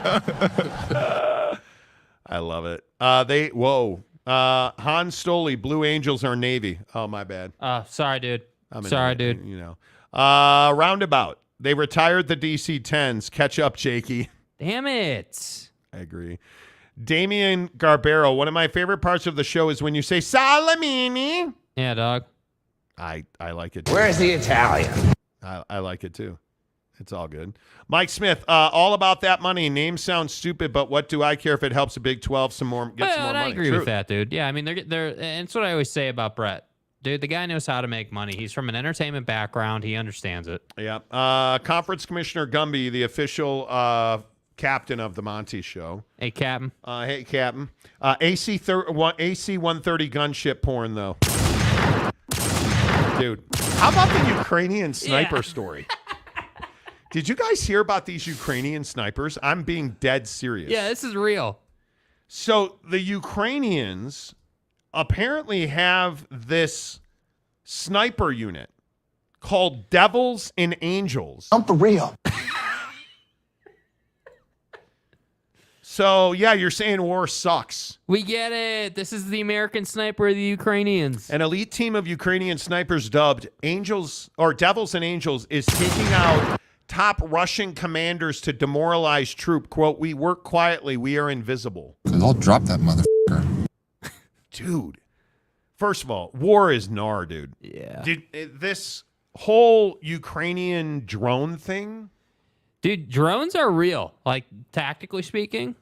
But now the Ukrainians all of a sudden have expert snipers that are, and we've heard stories about this previously. Yeah. But now apparently they are taking wins in droves with this sniper team.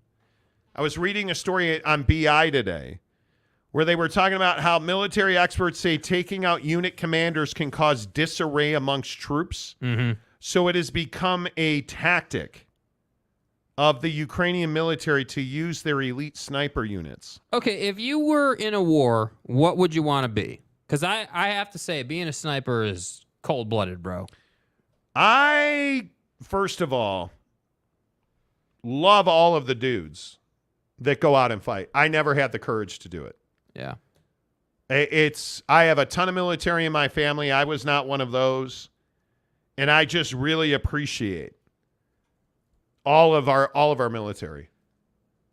I don't know what I would want to do. Yeah. I cannot imagine pulling the trigger on a gun and killing somebody. Uh-huh. But if you're a Ukrainian and you have a Russian in your sights, I mean, there's nothing. No to talk hesitation. about. Yeah, it's no hesitation. I probably would want to be a pilot. Yeah. I would probably want to be a pilot. Yeah. Hans Stoley says, I'll be a cook. Thanks. Exactly. Gumby says, I'd be a gunship gunner. There you go. Alex Ray, NC State playing at UConn is wild. It is wild. It is absolutely wild. Why? Mike, UConn football, like, why? Why? I'm just asking why. Because it's garbage. I don't get it. Okay, here we go. Your boy's back on the field now, I think. John Reese. Is he back on the 49 field passing yards. Let's find out. Roundabout is a retired Navy rescue swimmer. Thank you for your service. Appreciate you, dude. OG Gary, I worked on A-10s. Know them like the back of my hand. Dude, Thank you. the A-10's a savage. It is. No, John Reese is not back on the field. It's starting to remind me Terminator with all these technologies that's been around for centuries going into full-scale war now. How wild is it that we're flying drones? This is a huge field goal for me on Kent State, by the way. Yeah. Because if they don't score here, please get it. Blocked it. No, did he? No, it's in. It's good. It's good. It's good. Thank you. 14-3, Kent State trails UCF. It's just so wild to me that things like drones, snipers, listening to these heroes who went in and did the Bin Laden raid or... Well, and this is different types of drones, too. I mean, now they have the little ones that fly around and just blow up like bombs. You have the big ones that fly at high altitude and drop bombs. Like, there's all kinds of different things happening. It's crazy. Wild.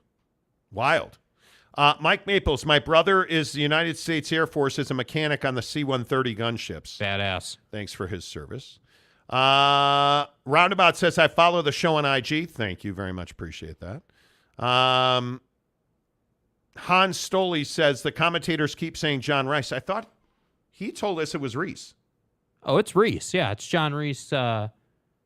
Yeah, Plumlee. Sorry, space. Like It's 1,000% Reese. It's not Rice. It's John Reese Plumlee. Wow. Roundabout, but haven't found the chat for it yet. Well, what level of membership do you have?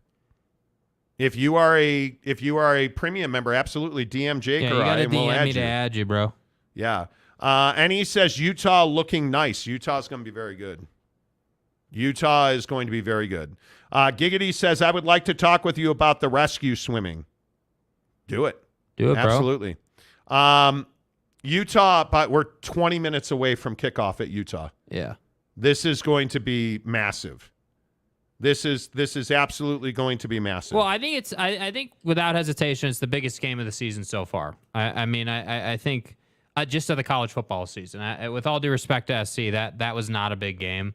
That was auto win for them. No. This is one of those games where you're like, okay, yep, Utah could definitely lose this game if they don't play well, and obviously Florida can too. And that's what I think makes a great game, is when both sides have skin in the game and can lose. And that's what we have here tonight. Brett on Twitter DM is asking me if I can get him some bucked up buckshot. It's sold out. I'm not even being like a hoarder. It is sold out.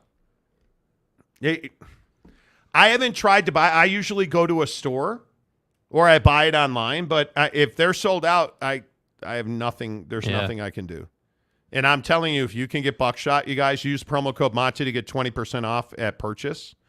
You should do it. Greg Hawkins, I'm so nervous for this game. Don't be nervous. You're good. Yeah, I think you're going to take care of business, dude. I think the only question is what kind of, what kind of game are we talking about? I mean, are we talking about a game where, Utah's defense comes out early, turns the football over, and they immediately take control? Or are we talking about a game where it's tight through the first half and then the third quarter comes around and Utah takes control? Like, if this game was in Gainesville, we'd be having a different conversation. But because it's at Rice-Eccles, I think you're fine.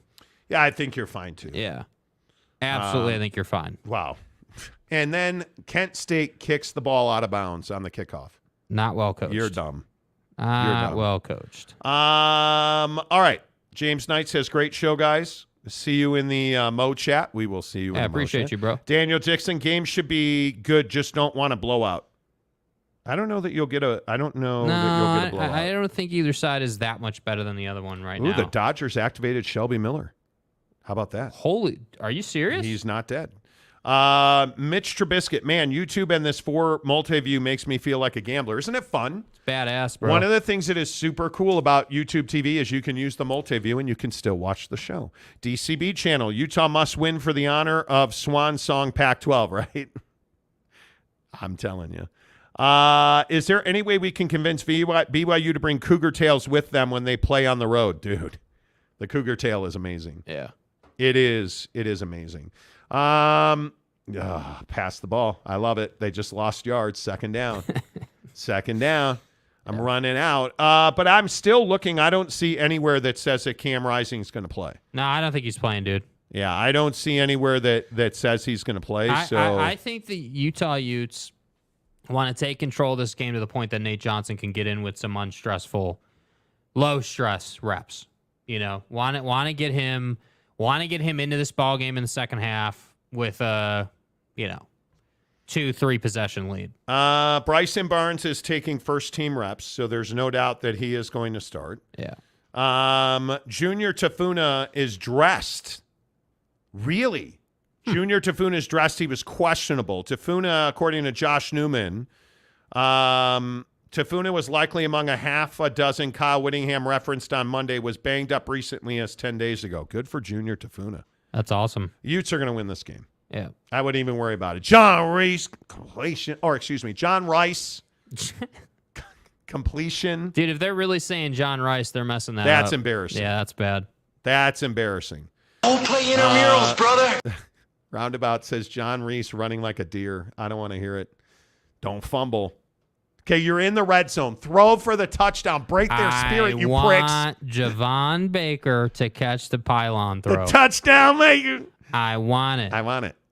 Holding. Let's go. Now they have to throw. Back it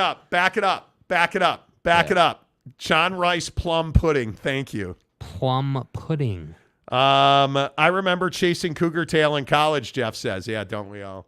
Mark Hales. What's up, Mark? The Cougar Tail is just a big donut. Yes, it is. And it's amazing. It's amazing. Trubisky, this guy isn't going to last the season. No, I don't say that. Austin Davis, my dad is a retired veteran from the Air National Guard. Oh, thank you very much. I appreciate his service. He worked with the KC-135 air refilling team. Oh, that's awesome. Wow. That was a traffic accident. Weird. Yeah. Right there, but that's a completed pass. Yeah. My guy's got 59 yards now. Let's go, baby. Let's go. I love it. So what's up with Cam? He's there. Does he go in or what? No, he is not. Cam Rising will not play. John Reese. Fumble! Oh, my God. He fumbled the ball, bro. No fucking way. Ain't no reset. Dude. Come on. Now your name is John Rice. Now your name is Rice. He fumbled. That's a turnover. That's Kent State football. Wow. That is John Reese Plumlee fumbled the ball. Wow. Chaplain James White. I would fly to Salt Lake City, drive to Provo just to get a Cougar Tail. Next time I go, I'm getting 3. Chaplain, that doesn't seem very chaplainly to talk about, Cock. You're going. What? Chaplain, you let me know when you're coming to town. We'll hook it up. Mike Smith. Monty just looked like he just got kicked in the nads. I did. Cock. I did. That's it. The Monty Show presented by our good friends at TryDayTrading.com. TryDayTrading.com/Monty. Make sure that you guys tell them you heard about it on the Monty Show. Stop taking the drug they give you to make you forget about your dreams. We call that a paycheck. TryDayTrading.com, 30-day trial membership for just a $10 charitable donation. Hook it up. TryDayTrading.com/Monty. Tell them you heard about it on the Monty Show. Tomorrow morning, 7 Pacific, 10 Eastern. Say goodbye, Jake. Goodbye, Jake.